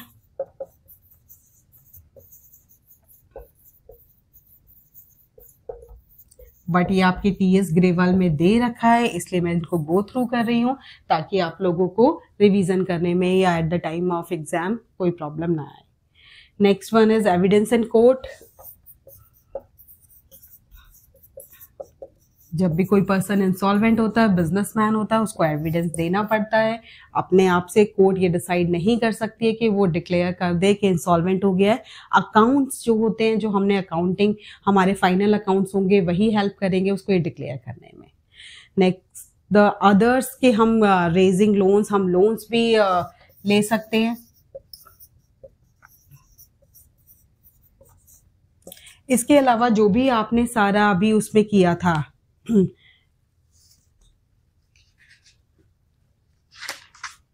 एडवांटेज में किया था, सेम पॉइंट्स आप रिपीट कर सकते हो क्योंकि जो उसकी एडवांटेज है वही रोल है मैं उसका अकाउंटिंग का। सो इतना हम कर सकते हैं। बाकी फिर भी जो आपके टीएस में दे रखा है, facilitate settlement of the tax liability, sale of the business by asserting the proper purchase price और proper accounting records. So these are the role of accounting. अब ये कितने मार्क्स का आता है उसके हिसाब से आप उतने पॉइंट्स लिख सकते हो। और यही नहीं कि सिर्फ आप पॉइंट्स लिख के आओगे, इनके अंदर की डिटेलिंग भी करनी है बच्चा। सिर्फ पॉइंट्स नहीं हाईलाइट करने, ये तो हम सिर्फ डिस्कस कर रहे हैं समझने के लिए, बट जब आप एग्जाम्स में लिखोगे तो आप, ये सिर्फ आपकी हेडिंग होगी और आप इसके अंदर और भी ज्यादा, जैसे आप एसएसटी में पहले करते थे कि ये आपकी मेन हेडिंग हो गई, फिर उसको आप और डिटेल कर रहे हो, तो ऐसे ही आपको करना पड़ेगा। जैसे maintain systematic record, so this is the role of the accounting कि we record all the transactions और events who can be in the financial terms. तो आपको ये पूरा और डिटेल करना पड़ेगा। ओके सो स्टूडेंट्स, अब आता है रोल ऑफ अकाउंटिंग के बाद हमारा accounting process. Accounting process is the same बच्चा जैसे कि हमने डिफाइन किया था डिफाइन के जो भी स्टेप्स हैं वही सारा हमारा अकाउंटिंग प्रोसेस है. So let's recall our define. So what is accounting process?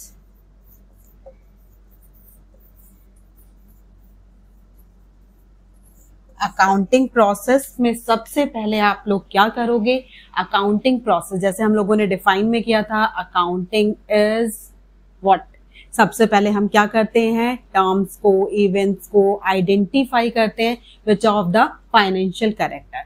So same as our accounting process में भी हम सबसे पहले क्या करेंगे? आइडेंटिफाई करेंगे. Identify the financial transactions.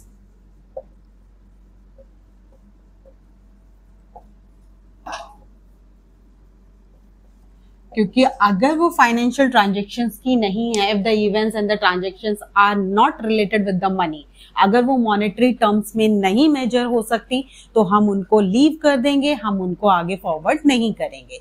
सो हम उन टर्म्स को पहले आइडेंटिफाई करेंगे. Those are of the financial transactions, financial nature की है. नेक्स्ट वन, जब हमने उनको आइडेंटिफाई कर लिया कि हाँ वो फाइनेंशियल ट्रांजेक्शंस हैं, उसके बाद हम उनको क्या करेंगे? After that we record them. Record अब हम कहाँ रिकॉर्ड करते हैं? We record in the journal. Journal क्या होता है? जर्नल होता है हमारा एक ऐसी बुक जिसमें हम अपनी डे टू डे ट्रांजेक्शन्स को रिकॉर्ड करते हैं. क्योंकि हमारे बिजनेस में डे टू डे बहुत सारी ट्रांजेक्शन्स होती हैं.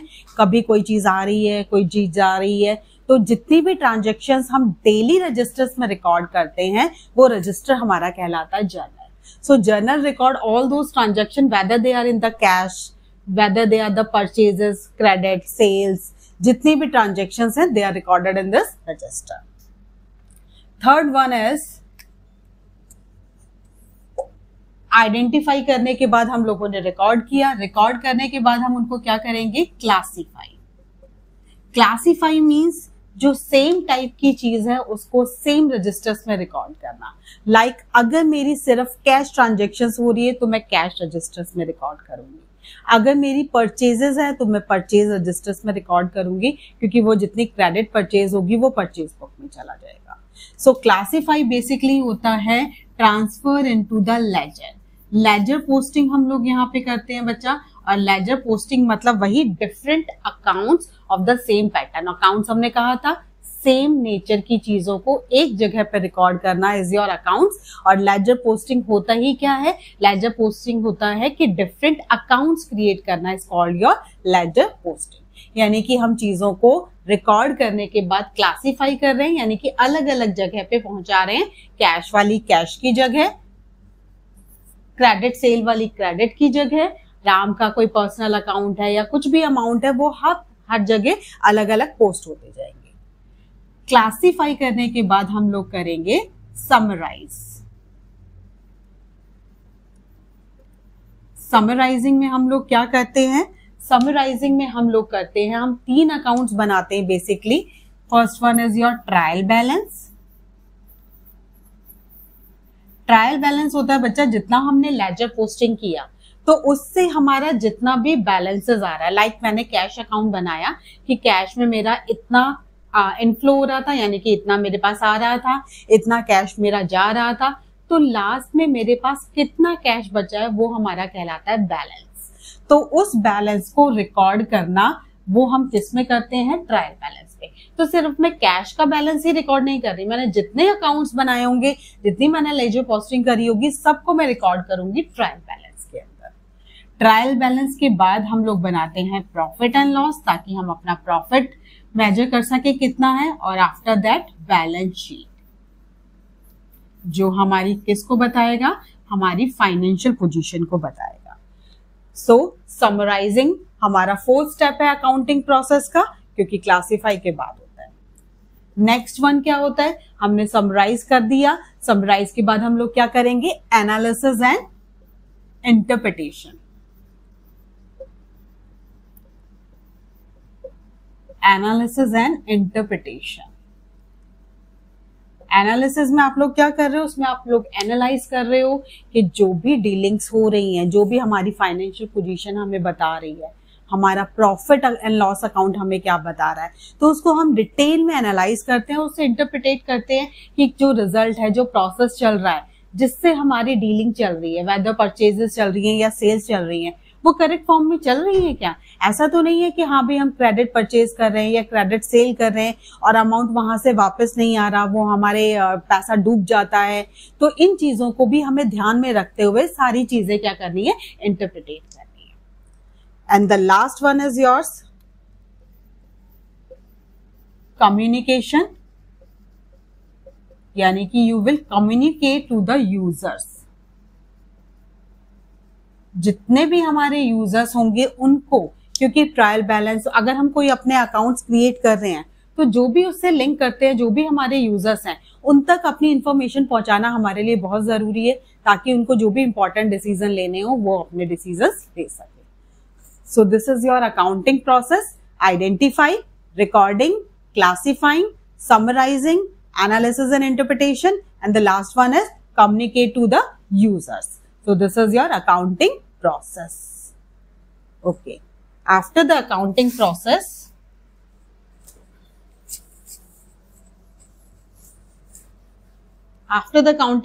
we have the branches of accounting beta, which we have already discussed about it.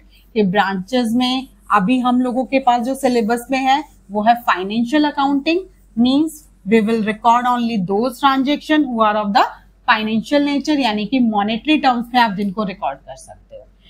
उसके बाद हमने पढ़ा था कॉस्ट अकाउंटिंग।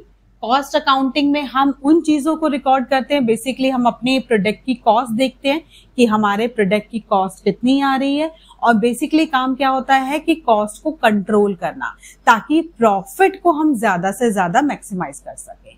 क्योंकि हम अपने सेलिंग प्राइस को बढ़ाएंगे और अगर कॉस्ट उतनी ही रहेगी तो प्रॉफिट मार्जिन पे फर्क पड़ेगा, लेकिन अगर हम अपने कॉस्ट को कंट्रोल करने की कोशिश करेंगे तो उतने ही सेलिंग प्राइस में हम ज्यादा प्रॉफिट अर्न कर सकते हैं।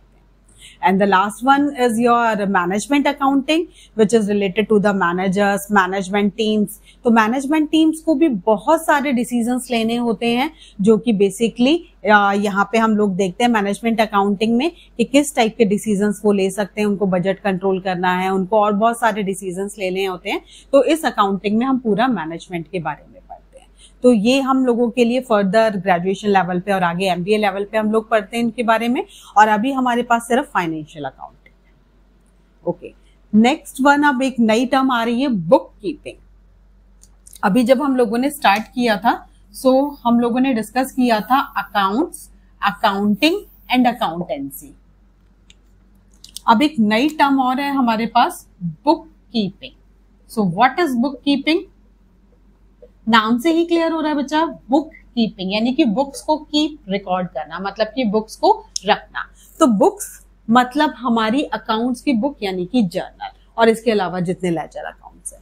तो बेसिकली हम लोग बुक कीपिंग में क्या करते हैं, हम सबसे पहले बुक कीपिंग में करते हैं चीजों को आइडेंटिफाई, क्योंकि सेम चीज, जो चीज फाइनेंशियल नेचर की है हम उन्हीं चीजों को रिकॉर्ड करेंगे।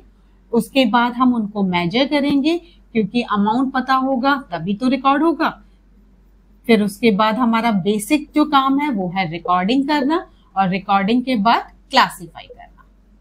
So these 4 steps included in the book keeping. Basically book keeping क्या होता है? बुक कीपिंग का बेसिक काम होता है रिकॉर्ड करना। क्योंकि अगर मैं पहले टाइम की बात करूं तो बेसिकली जब अकाउंट्स क्रिएट होते थे तो सिर्फ और सिर्फ रिकॉर्डिंग का ही काम होता था। मुनीम जी बैठ जाते थे अपना बही खाता लेके, और बेसिकली वो क्या काम करते थे? रिकॉर्डिंग का काम करते थे। हाँ, रिकॉर्डिंग का काम उन्हीं मॉनेटरी टर्म्स का करते थे जो कि मॉनेटरी टर्म्स के इवेंट्स होते थे, बाकी चीजों को नेग्लेक्ट कर देते थे। और मॉनेटरी टर्म्स की रिकॉर्डिंग जो होती थी वो भी उसके हिसाब से करते थे कि पार्टिकुलर राम का अगर अकाउंट्स है तो राम से कितना पैसा लिया है, राम ने हमसे कितना उधार लिया है, कितना वो वापस दे के जा चुका है, तो दैट मीन्स वो क्लासिफाई भी करते थे। तो बेसिक काम होता है रिकॉर्डिंग, जो कि बुक कीपिंग है। लेकिन अब हमारा काम, क्योंकि बिजनेस बहुत ज्यादा बड़े लेवल पे, ब्रॉड लेवल पे अब एक्सटेंड होते जा रहे हैं, तो सिर्फ और सिर्फ रिकॉर्डिंग से काम नहीं चलता कि हमने सिर्फ रिकॉर्डिंग कर दी और क्लासिफाई कर दिया। अब हमारे पास बिजनेस में टर्म्स आती है अकाउंटिंग, जो कि हम ऑलरेडी कर चुके हैं रीड कि अकाउंटिंग क्या है। सो अकाउंटिंग की बात अगर हम कहें तो अकाउंटिंग में ये चारों स्टेप्स तो ऑलरेडी है ही हमारे पास। That means accounting includes book keeping plus summarising, क्योंकि अब हम उनको समराइज जरूर कर रहे हैं। पहले हम लोग ये नहीं देखते थे कि हमारा फाइनेंशियल पोजीशन क्या है, हमारा ट्रायल बैलेंस क्या बता रहा है, लेकिन अब हम उन चीजों को समराइज भी करते हैं, उनको एनालाइज भी करते हैं और इंटरप्रिटेट भी करते हैं एंड द कम्युनिकेटर्स को अपने चीजें पहुंचाते भी हैं। So accounting is the broader term rather than the bookkeeping. Bookkeeping involves basically recording और अकाउंटिंग में बुककीपिंग के अलावा समराइजिंग, एनालिसिस एंड कम्युनिकेशन भी included. Now what is accountancy? Accountancy में अकाउंटिंग और बुक कीपिंग दोनों चीजें इंक्लूड होती हैं बच्चा। अकाउंटेंसी बेसिकली क्या होता है? Accountancy is the systematic knowledge of accounting. It's a systematic knowledge of accounting.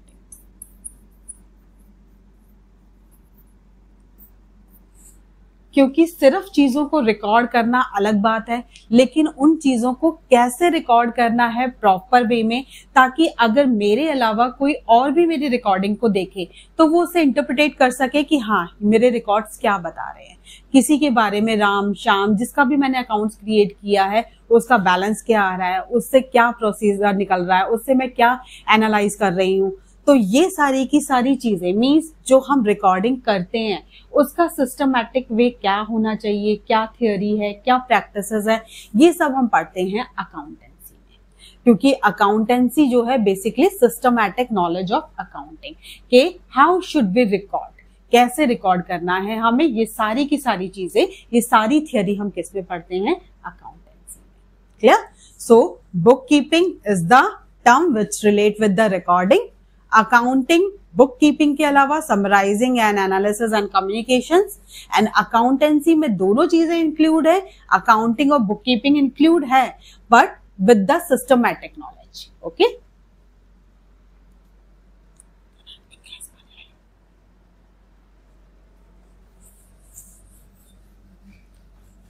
Now जो क्वेश्चन ज्यादातर आपके एग्जाम्स में पूछा जाता है और ज्यादा इंपॉर्टेंट है, this is your difference between bookkeeping and accounting. bookkeeping और accounting में क्या डिफरेंस है?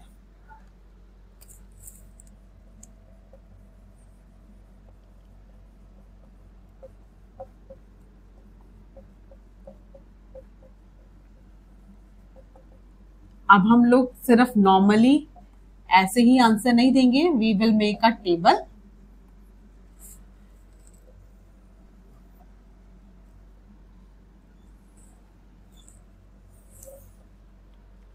जिसमें सबसे पहला हमारा डिफरेंस बेसिक होगा, basis, then book keeping,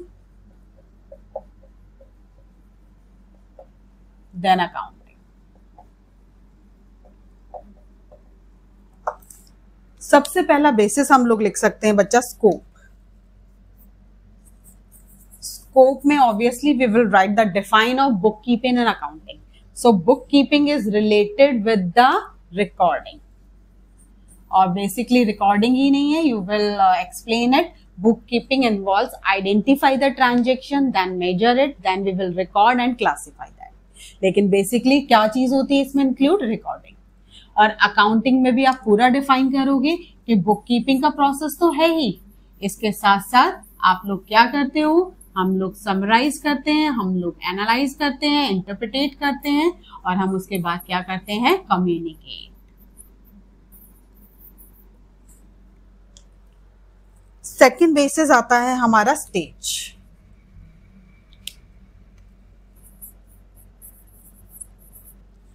book keeping obviously is a primary stage, क्योंकि ये शुरुआत में ही हमारा हो जाता है रिकॉर्डिंग का काम, एंड ऑब्वियसली जब रिकॉर्डिंग का काम खत्म होता है तो अकाउंटिंग का काम शुरू हो जाता है, यानी कि this is your secondary stage. जहां रिकॉर्डिंग का काम खत्म होता है वहां समराइजिंग एनालाइज का काम शुरू हो जाता है, So this is your secondary stage and this is your primary stage. Next one is objective. Basically इसका objective क्या है?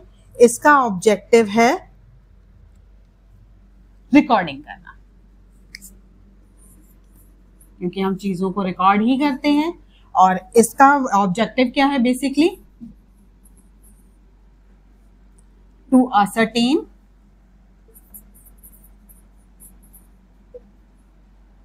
The result of operation, that means profit and loss बनाना। बेसिकली इसका काम ये है, क्योंकि जो भी हम ऑपरेशंस कर रहे हैं, जो भी परचेज सेल्स, जो भी हमारी एक्टिविटीज हो रही हैं, तो उनसे हमें क्या रिजल्ट, हमें क्या आउटपुट मिल रहा है, ये काम करना ही अकाउंटिंग का बेस है। Next one is your nature. Book keeping का जो नेचर है, this is your routine nature बच्चा, क्योंकि ये काम रोज का काम है। रोज हमारी डे टू डे ट्रांजेक्शंस जो होती हैं, रिकॉर्ड्स होती रहती हैं। सो this is routine in nature and this is analytical and dynamic in nature.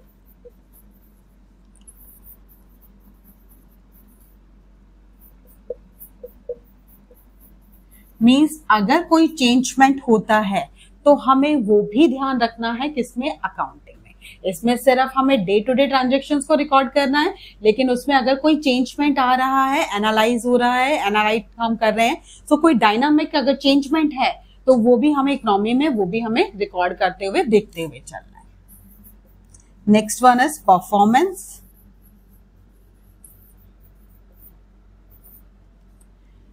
ये जो परफॉर्मेंस है, ये जूनियर ग्रेड्स कर सकता है, क्योंकि इसके लिए प्रॉपर स्किल्स की कोई जरूरत नहीं होती। So we need not any trained staff. हमें कोई ज्यादा ट्रेन्ड स्टाफ की जरूरत इसके अंदर नहीं होती। जबकि अकाउंटिंग का जो प्रोसेस है, उसके लिए हमें एक ट्रेन स्टाफ की जरूरत होती है, क्योंकि विदाउट ट्रेनिंग हम ये प्रोसेस कर ही नहीं सकते। हम एनालिसिस का, समराइजिंग का काम नहीं कर सकते, क्योंकि हमें पता ही नहीं होगा बैलेंस शीट कैसे बनेगी, हमें ये पता ही नहीं है ट्रायल बैलेंस कैसे बनेगा, तो हम लोग कैसे कर सकते हैं? सो इसके लिए हमें एक ट्रेन स्टाफ की नीड होगी, और इसके लिए junior staff can also perform the process of book keeping. The last one is the level of skills. Obviously बात है, इसके लिए हमें एक स्पेशलाइज्ड नॉलेज की जरूरत है। तो यानी कि हमें एक स्पेशलाइज्ड स्किल्स होना जरूरी है, जबकि इसके लिए हमें ऐसा कुछ रिक्वायर्ड नहीं है। So not required specialisation. इसको एक जूनियर स्टाफ कर सकता है परफॉर्म, तो इसके लिए हमें ज्यादा स्पेशलिस्ट नहीं चाहिए, जबकि इसके लिए एक प्रॉपर सीए अकाउंटेंट का होना जरूरी है, क्योंकि विदाउट डिग्री, विदाउट उनको ट्रेन किए हुए हम लोग अकाउंटिंग का प्रोसेस नहीं कर सकते। ठीक है, so this is your main difference, scope in which you record both the definitions. Second one is the stage, ये प्राइमरी स्टेज है और ये हमारा सेकेंडरी स्टेज है। Third one is the objective, इसका ऑब्जेक्टिव रिकॉर्डिंग करना ही है, और इसका objective ascertain the profits. Nature, this is routine in nature and this is analytical and dynamic in nature. Performance, हमें कोई ज्यादा ट्रेन स्टाफ की जरूरत नहीं है, junior staff can also perform this, और यहाँ पे हमें एक ट्रेन स्टाफ की नीड पड़ेगी। Level of skills, obviously not required specialisation, और यहाँ पे हमें एक स्पेशलाइज्ड नॉलेज का होना जरूरी। Clear? So this is the basic difference between bookkeeping and accounting.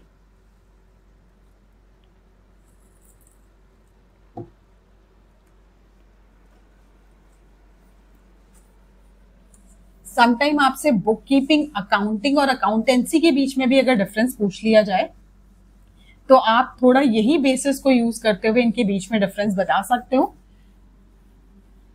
Like accountancy के लिए भी हमें एक प्रॉपर स्किल्स की जरूरत है, उसके लिए भी हमें स्पेशलाइज्ड नॉलेज की जरूरत है। अगर डिफाइन कहें तो this is a systematic knowledge of accounting. So same difference आप उनके बीच में भी लिख सकते हैं.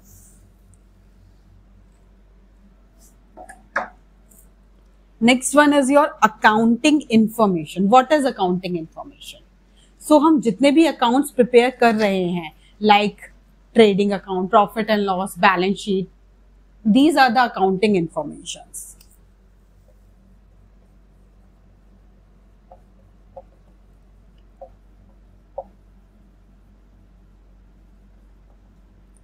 So if we talk about the accounting information, so all the necessary documents which accounts represent is called accounting informations, because we are knowing a special information through that. ठीक है, हमें उससे एक स्पेशल इंफॉर्मेशन मिल रही है सबसे अलग अलग. लाइक हमें प्रॉफिट एंड लॉस से प्रॉफिट और लॉस के बारे में पता चल रहा है, बैलेंस शीट में हमें अपनी एसेट्स और लायबिलिटीज के बारे में इंफॉर्मेशन पता चल रही है. So accounting information include all those accounts which give the proper information. Okay, so अगर हम बात करें अकाउंटिंग इंफॉर्मेशन की, so first one is information through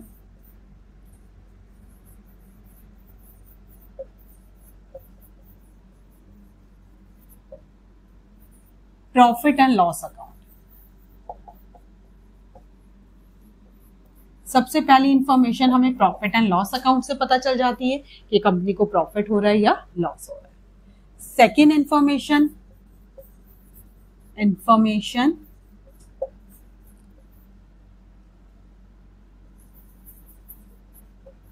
relating finance position through balance sheet. Second information जो कि हमारी फाइनेंशियल पोजीशन के बारे में बताती है, वो हमें बैलेंस शीट के थ्रू मिल जाती है, बिकॉज बैलेंस शीट में हमारी सारी एसेट्स और सारी लायबिलिटीज की इंफॉर्मेशन होती है. And the last one is information related to cash through cash flow statement.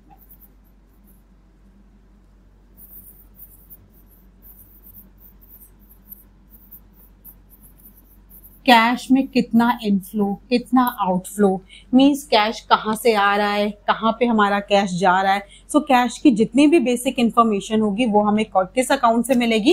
Cash flow statement से. बेसिकली ये हमारा 11th क्लास में नहीं है, ये हम लोग 12th क्लास में पढ़ते हैं इस टॉपिक के बारे में, cash flow statement. But cash flow statement हमें क्या बताता है? सारा inflow of cash and outflow of cash. And second one is your balance sheet, जो कि हमारी फाइनल पोजीशंस को बताती है, यानी कि कंपनी की एसेट्स और लायबिलिटीज के बारे में इंफॉर्मेशन प्रोवाइड करती है. And the first one was information through profit and loss account. Profit and loss account से ऑब्वियसली हमें अपने प्रॉफिट या लॉस के बारे में पता चलता है. So these are the basic accounts through which we get the information of accounting. Clear? अब अगर हम बात करें कि जितनी भी हमारी अकाउंटिंग इंफॉर्मेशन हैं उनकी क्या कैरेक्टरिस्टिक्स होने चाहिए. So I'm writing here also.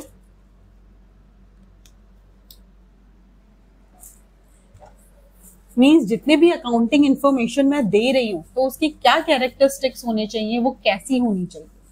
तो जितनी भी इंफॉर्मेशन हम लोग देते हैं वो कभी भी फेक नहीं होनी चाहिए बच्चा, क्योंकि अगर हम गलत इंफॉर्मेशन लोगों को प्रोवाइड कर रहे हैं तो दैट मीन्स उनका जो कंक्लूजन होगा वो ठीक नहीं निकलेगा. तो अगर हम इंफॉर्मेशन उनको ठीक नहीं दे रहे हैं तो उस इंफॉर्मेशन का कोई फायदा ही नहीं होगा. So what are the characteristics?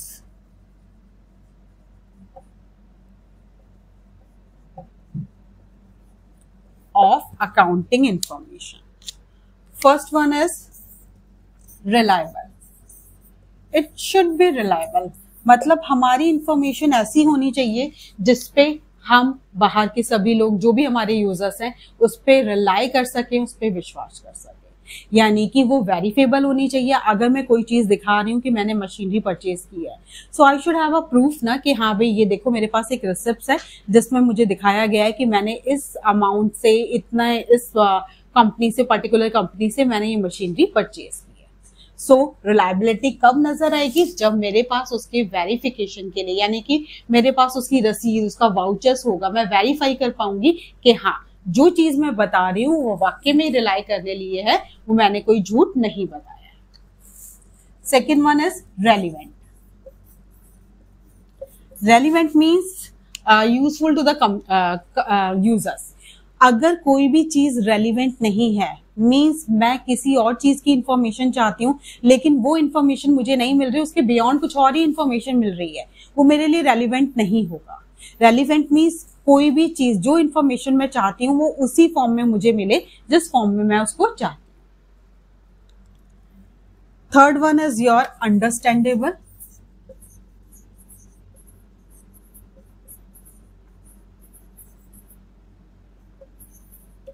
अगर कोई चीज अंडरस्टैंडेबल नहीं है, अगर मुझे समझ ही नहीं आ रहा है कि ये क्या अकाउंट बना दिया, मुझे ना प्रॉफिट पता चल रहा है, मुझे ना ये पता चल रहा है कि कौन से एक्सपेंसेस आप लोगों ने शो किए हैं, क्या आप एसेट्स शो करना चाह रहे हो, तो उस चीज का भी कोई यूज नहीं होगा। सो इट शुड बी अंडरस्टैंडेबल कि कोई भी अगर हम फाइनल अकाउंट्स या कुछ भी डाटा इंफॉर्मेशन दे रहे हैं, so it should be understandable to the users. And the last one is comparability. कोई भी यूजर्स अगर अपना अमाउंट इन्वेस्ट करना चाहता है या कुछ भी चाहता है अकाउंटिंग इंफॉर्मेशन के थ्रू, तो वो कंपेयर जरूर करेगा लास्ट ईयर से, इस ईयर से, दूसरी कंपनीज के साथ कि मेरी कंपनी की बैलेंस शीट क्या बता रही है, दूसरी कंपनी की बैलेंस शीट क्या बता रही है, उनके पास कितनी कैपिटल है, कितना शेयर्स है, उनका शेयर का क्या प्राइजेस है। सो हर कोई यूजर्स हमेशा एक कंपैरिजन तो चाहता ही है, तो इसलिए हमारी अकाउंटिंग इंफॉर्मेशन इस टाइप की होनी चाहिए कि जो कंपैरिजन है वो उसके लिए इजियर हो जाए। Clear? So these are the characteristics. It should be reliable, it should be relevant, it should be understandable and the last one is compare.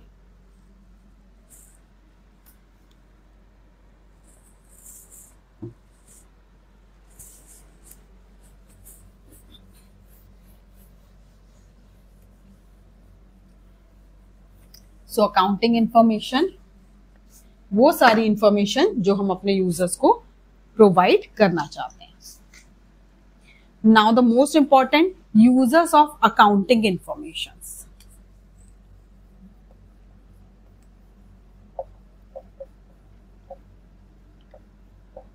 कौन से यूजर्स हैं जो बेसिकली ये देखना चाहते हैं कि हमारी अकाउंटिंग इंफॉर्मेशन क्या क्या इंफॉर्म कर रही है हमें। तो अकाउंटिंग इंफॉर्मेशन में हम दो टाइप के यूजर्स देखते हैं। First one is your internal users. Internal users में आता है बच्चा हमारा सबसे पहले ऑनर, क्योंकि वो अपना खुद का पैसा बिजनेस में लगा रहा है। So he wants to no कि कंपनी कैसा कर रही है परफॉर्म, मेरी जितनी कैपिटल है वो कितना प्रोग्रेस कर रही है, कितना प्रॉफिट अर्न कर रही है। क्योंकि अगर कोई अमाउंट इन्वेस्ट करेगा बिजनेस में, so he wants to know about that ना, कि जो मेरा पैसा लगा हुआ है क्या उस पैसे से और पैसा आ रहा है, दैट मीन्स मेरी कंपनी को क्या प्रॉफिट हो रहा है। So he is the first person to know about the information कि हाँ क्या प्रोसेस चल रहा है, क्या बैलेंस शीट बता रही है, क्या प्रॉफिट एंड लॉस अकाउंट बता रहा है। Next one is the management. Management क्यों? मैनेजमेंट को बहुत सारे इंपॉर्टेंट डिसीजंस लेने होते हैं, लाइक बजटरी कंट्रोल और भी इसके अलावा कॉस्ट रिडक्शंस। तो जितने इंपॉर्टेंट डिसीजंस कंपनी उसको मैनेजमेंट को लेने हैं वो किसके थ्रू लेगा? वो अकाउंटिंग इंफॉर्मेशन के थ्रू लेगा, क्योंकि अकाउंटिंग इंफॉर्मेशन उसको वो सारी इंफॉर्मेशन प्रोवाइड करेगी जो कि उसके लिए एसेंशियल है, जिसके बिहाफ पे वो और डिसीजंस ले सकता है। Okay, now the external users. External users में कौन आते हैं? एक्सटर्नल यूजर्स में सबसे पहले आते हैं हमारे वर्कर्स और एम्प्लॉयज। एम्प्लॉयज क्यों जानना चाहते हैं? एम्प्लॉयज ऑब्वियसली जो पर्सन जिस कंपनी में काम कर रहा है, he wants to know about that ना, कि हाँ भाई मेरी कंपनी बहुत अच्छा प्रोग्रेस कर रही है क्या, मेरी कंपनी का कितना प्रॉफिट जाता है, मेरी कंपनी के शेयर्स कितने अप जा रहे हैं या डाउन जा रहे हैं, ताकि मैं किसी को बता सकूं कि हाँ मेरी कंपनी के शेयर्स में पैसा इन्वेस्ट कीजिए, मेरी कंपनीज में अपना अमाउंट्स इन्वेस्ट कीजिए। तो इसके अलावा एम्प्लॉयज क्यों चाहते हैं? इसके अलावा वो ये भी देखना चाहते हैं क्या उनकी सैलरी में कोई इंक्रीमेंट हो सकता है इन फ्यूचर, क्योंकि अगर कंपनी बहुत अच्छा प्रोग्रेस कर रही है सो हाँ, यहाँ पे चांसेस हैं कि उनकी सैलरी में भी प्रोग्रेस हो सकता है। इसके अलावा उन्हें बोनस भी लेना होता है, बहुत सारे रिवॉर्ड्स वगैरह, मतलब एम्प्लॉयज के लिए बहुत सारे प्लानर्स भी होते हैं। तो अगर कंपनी अच्छा स्टेटस दिखा रही है, यानी कि कंपनी की फाइनेंशियल पोजीशन बहुत अच्छी जा रही है, तो ऑब्वियसली है कि उसका प्रॉफिट जो मार्जिन है वो एम्प्लॉयज को भी मिलेगा। So employees are the external persons, external users who wants to know about the accounting information. Next one is yours, bank and financial institutions.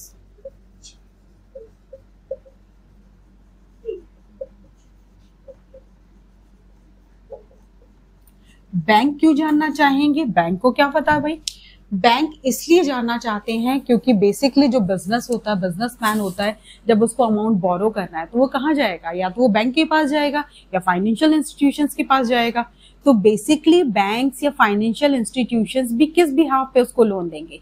आप कैसे दिखाई दे रहे हो, आपका रुतबा कैसा है, सिर्फ इतने ही बिहाफ पे वो हमें लोन नहीं देंगे। वो हमारी अकाउंटिंग इंफॉर्मेशन के बिहाफ पे हमें लोन देंगे कि मेरी कंपनी की फाइनेंशियल पोजीशन क्या बता रही है, मतलब कंपनी के पास क्या इतनी एसेट्स हैं कि अगर मैं कंपनी को लोन दूं तो फ्यूचर में रीपे हो जाएगा। तो ये सारी की सारी चीजें बैंक को इसलिए जरूरी होती हैं ताकि वो कितना अमाउंट कंपनी को लोन दे सके, और उसको यही देखना है कि वो रिस्क टेकर्स तो नहीं हो रहे हैं, दैट मीन्स उसका अमाउंट वापस आएगा या नहीं आएगा। So they will decide about the loan amount कि कितना अमाउंट उनको दिया जा सकता है। Third one is yours, potential investors. अब पोटेंशियल इन्वेस्टर्स कौन होते हैं बच्चा? पोटेंशियल इन्वेस्टर्स वो लोग होते हैं जिनके पास अमाउंट तो है but and they want to be invest in the company, वो लगाना भी चाहते हैं, अपना अमाउंट इन्वेस्ट भी करना चाहते हैं, but they are thinking about कि कौन सी कंपनी में मैं अपना अमाउंट इन्वेस्ट करूं कि मेरा पैसा डूबे नहीं, मेरे शेयर्स डाउन नहीं जाए, मेरे शेयर्स अप जाए। तो उनको ये देखने के लिए एक कंपैरिजन चाहिए कि किस कंपनी की फाइनेंशियल पोजीशन कैसी है, उसके बिहाफ पे ही तो वो डिसाइड करेंगे कि हाँ कौन सी कंपनी है जो ज्यादा अच्छे से प्रोग्रेस कर रही है डे बाय डे, और कौन सी कंपनी है जो अभी स्टेबल ही है, ज्यादा नहीं परफॉर्म कर रही।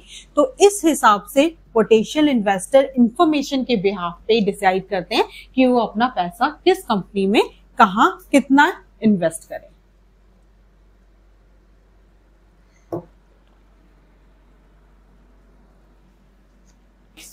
Okay, the next one are the creditors. अब क्रेडिटर्स कौन होते हैं? क्रेडिटर्स वो लोग होते हैं जो अपने गुड्स यानी कि अपना सामान एक बिजनेस को उधार देते हैं, क्योंकि समटाइम हमेशा बिजनेस के पास कैश अवेलेबल नहीं होता है। तो बिजनेस क्या कहता है कि ठीक है आप सामान पहुंचा दीजिए, हम 1 महीने के अंदर 2 महीने के अंदर आपका कैश पेमेंट कर देंगे। सो अगर कोई अपना सामान अपने गुड्स किसी कंपनी को उधार दे रहा है, so he wants to know about that ना कि आफ्टर अ मंथ 2 महीने के बाद मुझे अमाउंट्स मिल पाएगा क्या। सो ये किस बिहाफ पे, क्योंकि कोई भी अमाउंट अगर कोई भी पर्सन आके उधार मांगता है तो हर कोई उधार नहीं देगा, वो किस बिहाफ पे देगा, वो उसकी इंफॉर्मेशन के बिहाफ पे ही देगा कि हाँ इस कंपनी की फाइनेंशियल पोजीशन बहुत अच्छी है, ये कंपनी बहुत अच्छा प्रॉफिट अर्न करती है, तो ठीक है मैं इसको उधार दे देता हूं ताकि, क्योंकि मुझे बिलीव है कि ये अमाउंट जो है मुझे वापस आ जाएगा आफ्टर अ मंथ और 2 मंथ, जो भी टाइम पीरियड होगा।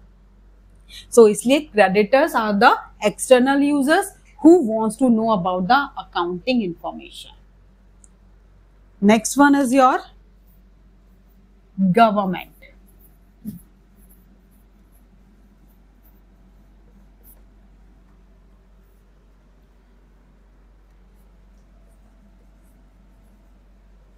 Government and its authorizations.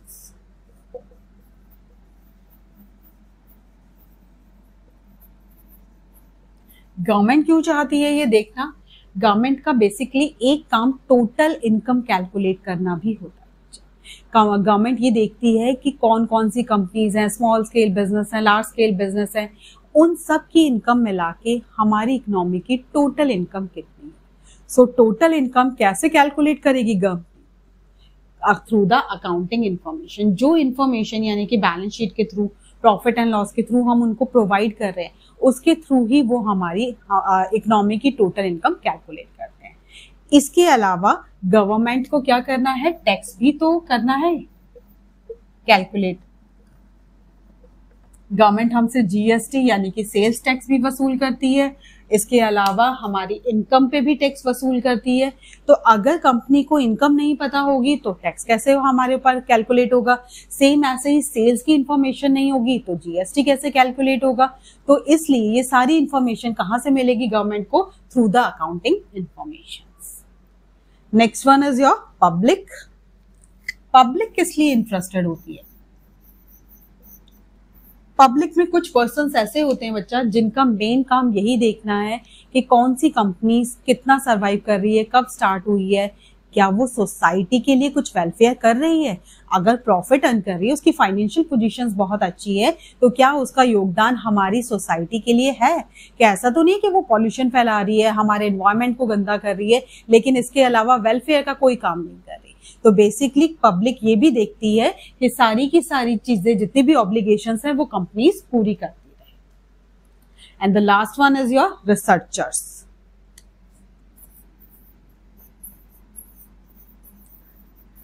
Researchers का नाम से ही पता चल रहा है, बेसिकली उनका काम ही है रिसर्च करना। So they want to be know कि हाँ भाई कौन सी कंपनी कब स्टैब्लिश हुई, कितने टाइम पीरियड में उसने कितना प्रोग्रेस किया, क्या बेनिफिट कर रही है अर्न, लोगों को कितना बेनिफिट दे रही है, दैट मीन्स वर्कर्स को कितना दे रही है, शेयर्स के प्राइसेस कितने अप डाउन हो रहे हैं। तो ये सारी की सारी चीजें कैलकुलेट करना, ये सारी की सारी चीजें पब्लिश करना, लोगों को बताना, बेसिकली किनका काम है, रिसर्चर्स का। So they are the basically users of accounting information. Internal में आते हैं हमारे ऑनर एंड द मैनेजमेंट, और एक्सटर्नल में आते हैं हमारे employees, banks, potential investors, creditors, government for the tax purpose, public for the welfare of the society, and the last one are the researchers. Clear? Now we have the last topic of this chapter, system of accounting. What are the system of accounting? कि हमारा जो accounting का system है वो कैसे चलता है।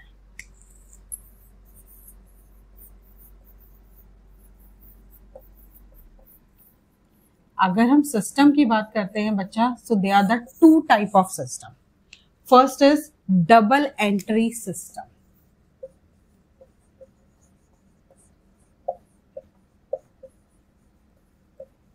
अब डबल एंट्री सिस्टम क्या है, नाम से क्लियर हो रहा है, डबल।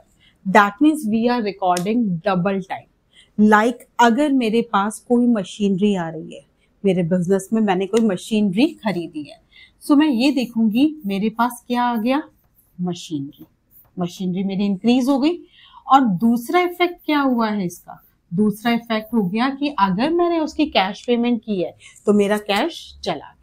यानी कि मैं टू साइडेड इफेक्ट देख रही हूँ, किसी भी चीज का डबल इफेक्ट देख रही हूँ कि कोई भी चीज, कोई भी ट्रांजेक्शन अगर मेरे बिजनेस में हो रही है तो उसका टू साइड कहाँ पे इफेक्ट पड़ रहा है। लाइक मशीनरी खरीदा तो मशीनरी इंक्रीज हो गई लेकिन मेरा कैश डिक्रीज कर गया। सेम ऐसे ही अगर मैं कोई भी अमाउंट, जैसे लाइक मैं अगर कोई गुड्स खरीद रही हूँ लेकिन मैं क्रेडिट बेसिस पे खरीद रही हूँ, तो मेरे पास क्या आ गए, गुड्स आ गए, तो गुड्स मेरे इंक्रीज कर जाएंगे।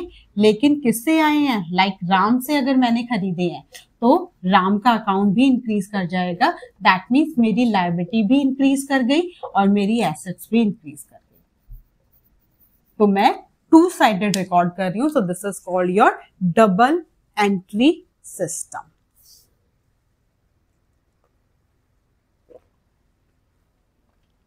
Means both the side recorded. अब इसका हमारा एडवांटेज क्या होता है, इसके हमारे बहुत सारे एडवांटेज है। सबसे पहला एडवांटेज है this is a scientific system. Like अगर कोई एक्शन हो रहा है तो उसका रिएक्शन कहाँ पे हो रहा है ये हमें पता चल रहा है। दैट मीन्स कोई भी चीज आ रही है तो उसका इफेक्ट कहाँ पे पड़ रहा है। Second one is the complete record of transaction. This is the complete record, कोई चीज अधूरी नहीं है, जो भी चीज आई उसका इफेक्ट कहाँ पे गया, मैंने सब कुछ अच्छे से एक्सप्लेन कर दिया। Third one is the arithmetical accuracy of accounts. Arithmetic accuracy रहती है मीन्स कोई चीज बढ़ रही है तो कोई चीज घट रही है या दोनों साइड से इंक्रीज कर रही है, तो अर्थमेटिक एक्यूरेसी रहेगी, यानी कि हमारी जो कैलकुलेशंस है वो एग्जैक्ट आएगी, उसमें कोई गड़बड़ नहीं होगी। Next one is determining the profit और लॉस। मुझे इजीली प्रॉफिट और लॉस पता चल जाता है, क्योंकि कुछ ऐसा नहीं है कि मैं सिंगल साइड रिकॉर्ड कर रही हूँ, मैं दोनों साइड का इफेक्ट बता रही हूँ, तो मुझे एग्जैक्ट प्रॉफिट या एग्जैक्ट लॉस का पता चलेगा। Next one is your ascertain the financial positions. Financial positions मुझे पता चल जाएगी, लाइक मेरी एसेट्स बढ़ गई, मेरी लायबिलिटीज भी बढ़ गई, या मेरी एसेट्स बढ़ी तो दूसरी एसेट्स मेरी कम हो गई, तो एग्जैक्ट जो मेरी फाइनेंशियल पोजीशन है वो मुझे पता चल जाएगी। Next one is the details for the purpose of control. अगर मुझे लगता है कि मेरी एसेट्स में बहुत ज्यादा इंक्रीमेंट हो रहा है, मुझे इतनी एसेट्स नहीं चाहिए, तो मैं वहां पे उसको कंट्रोल कर सकती हूँ। दैट मीन्स कि मुझे इतनी ही एसेट्स की जरूरत है, अब और ज्यादा एसेट्स इन फ्यूचर मैं नहीं परचेज करूंगी, क्योंकि मेरी लायबिलिटीज भी बढ़ती जा रही है। Next one is comparative study is possible. Obviously बात है, जब हम कोई डबल साइड बता रहे हैं, फाइनेंशियल पोजीशंस बता रहे हैं, प्रॉफिट बता रहे हैं, तो कंपैरेटिव स्टडी हो ही जाता है कि लास्ट ईयर कितना था, इस ईयर कितना है। हम प्रिडिक्ट भी कर सकते हैं, फोरकास्टिंग भी कर सकते हैं कि फ्यूचर में कितना होगा। And the last one is help management in the decision making, क्योंकि बहुत सारे अकाउंट्स इंफॉर्मेशन हम लोग दे रहे हैं, तो जितने भी मैनेजमेंट को अगर कोई इंपॉर्टेंट डिसीजन लेने हैं तो वो ले सकते हैं। इसके अलावा एक और एडवांटेज है कि फ्रॉड होने के कोई चांसेस नहीं रहते हैं, क्योंकि सब कुछ चीजें वेरीफेबल हैं, हमारे पास प्रूफ होता है, हम सारी चीजों को रिकॉर्ड कर रहे हैं टू साइड पे, तो यहाँ पे फ्रॉड होने के चांसेस हमारे पूरे खत्म हो जाते हैं। सो this is your double entry system, जिसका एडवांटेज भी आपकी बुक में बहुत अच्छे से दे रखा है। So no need to explain more about it, I think, क्योंकि आप लोग इजीली लिख सकते हो। Next system is your single entry system.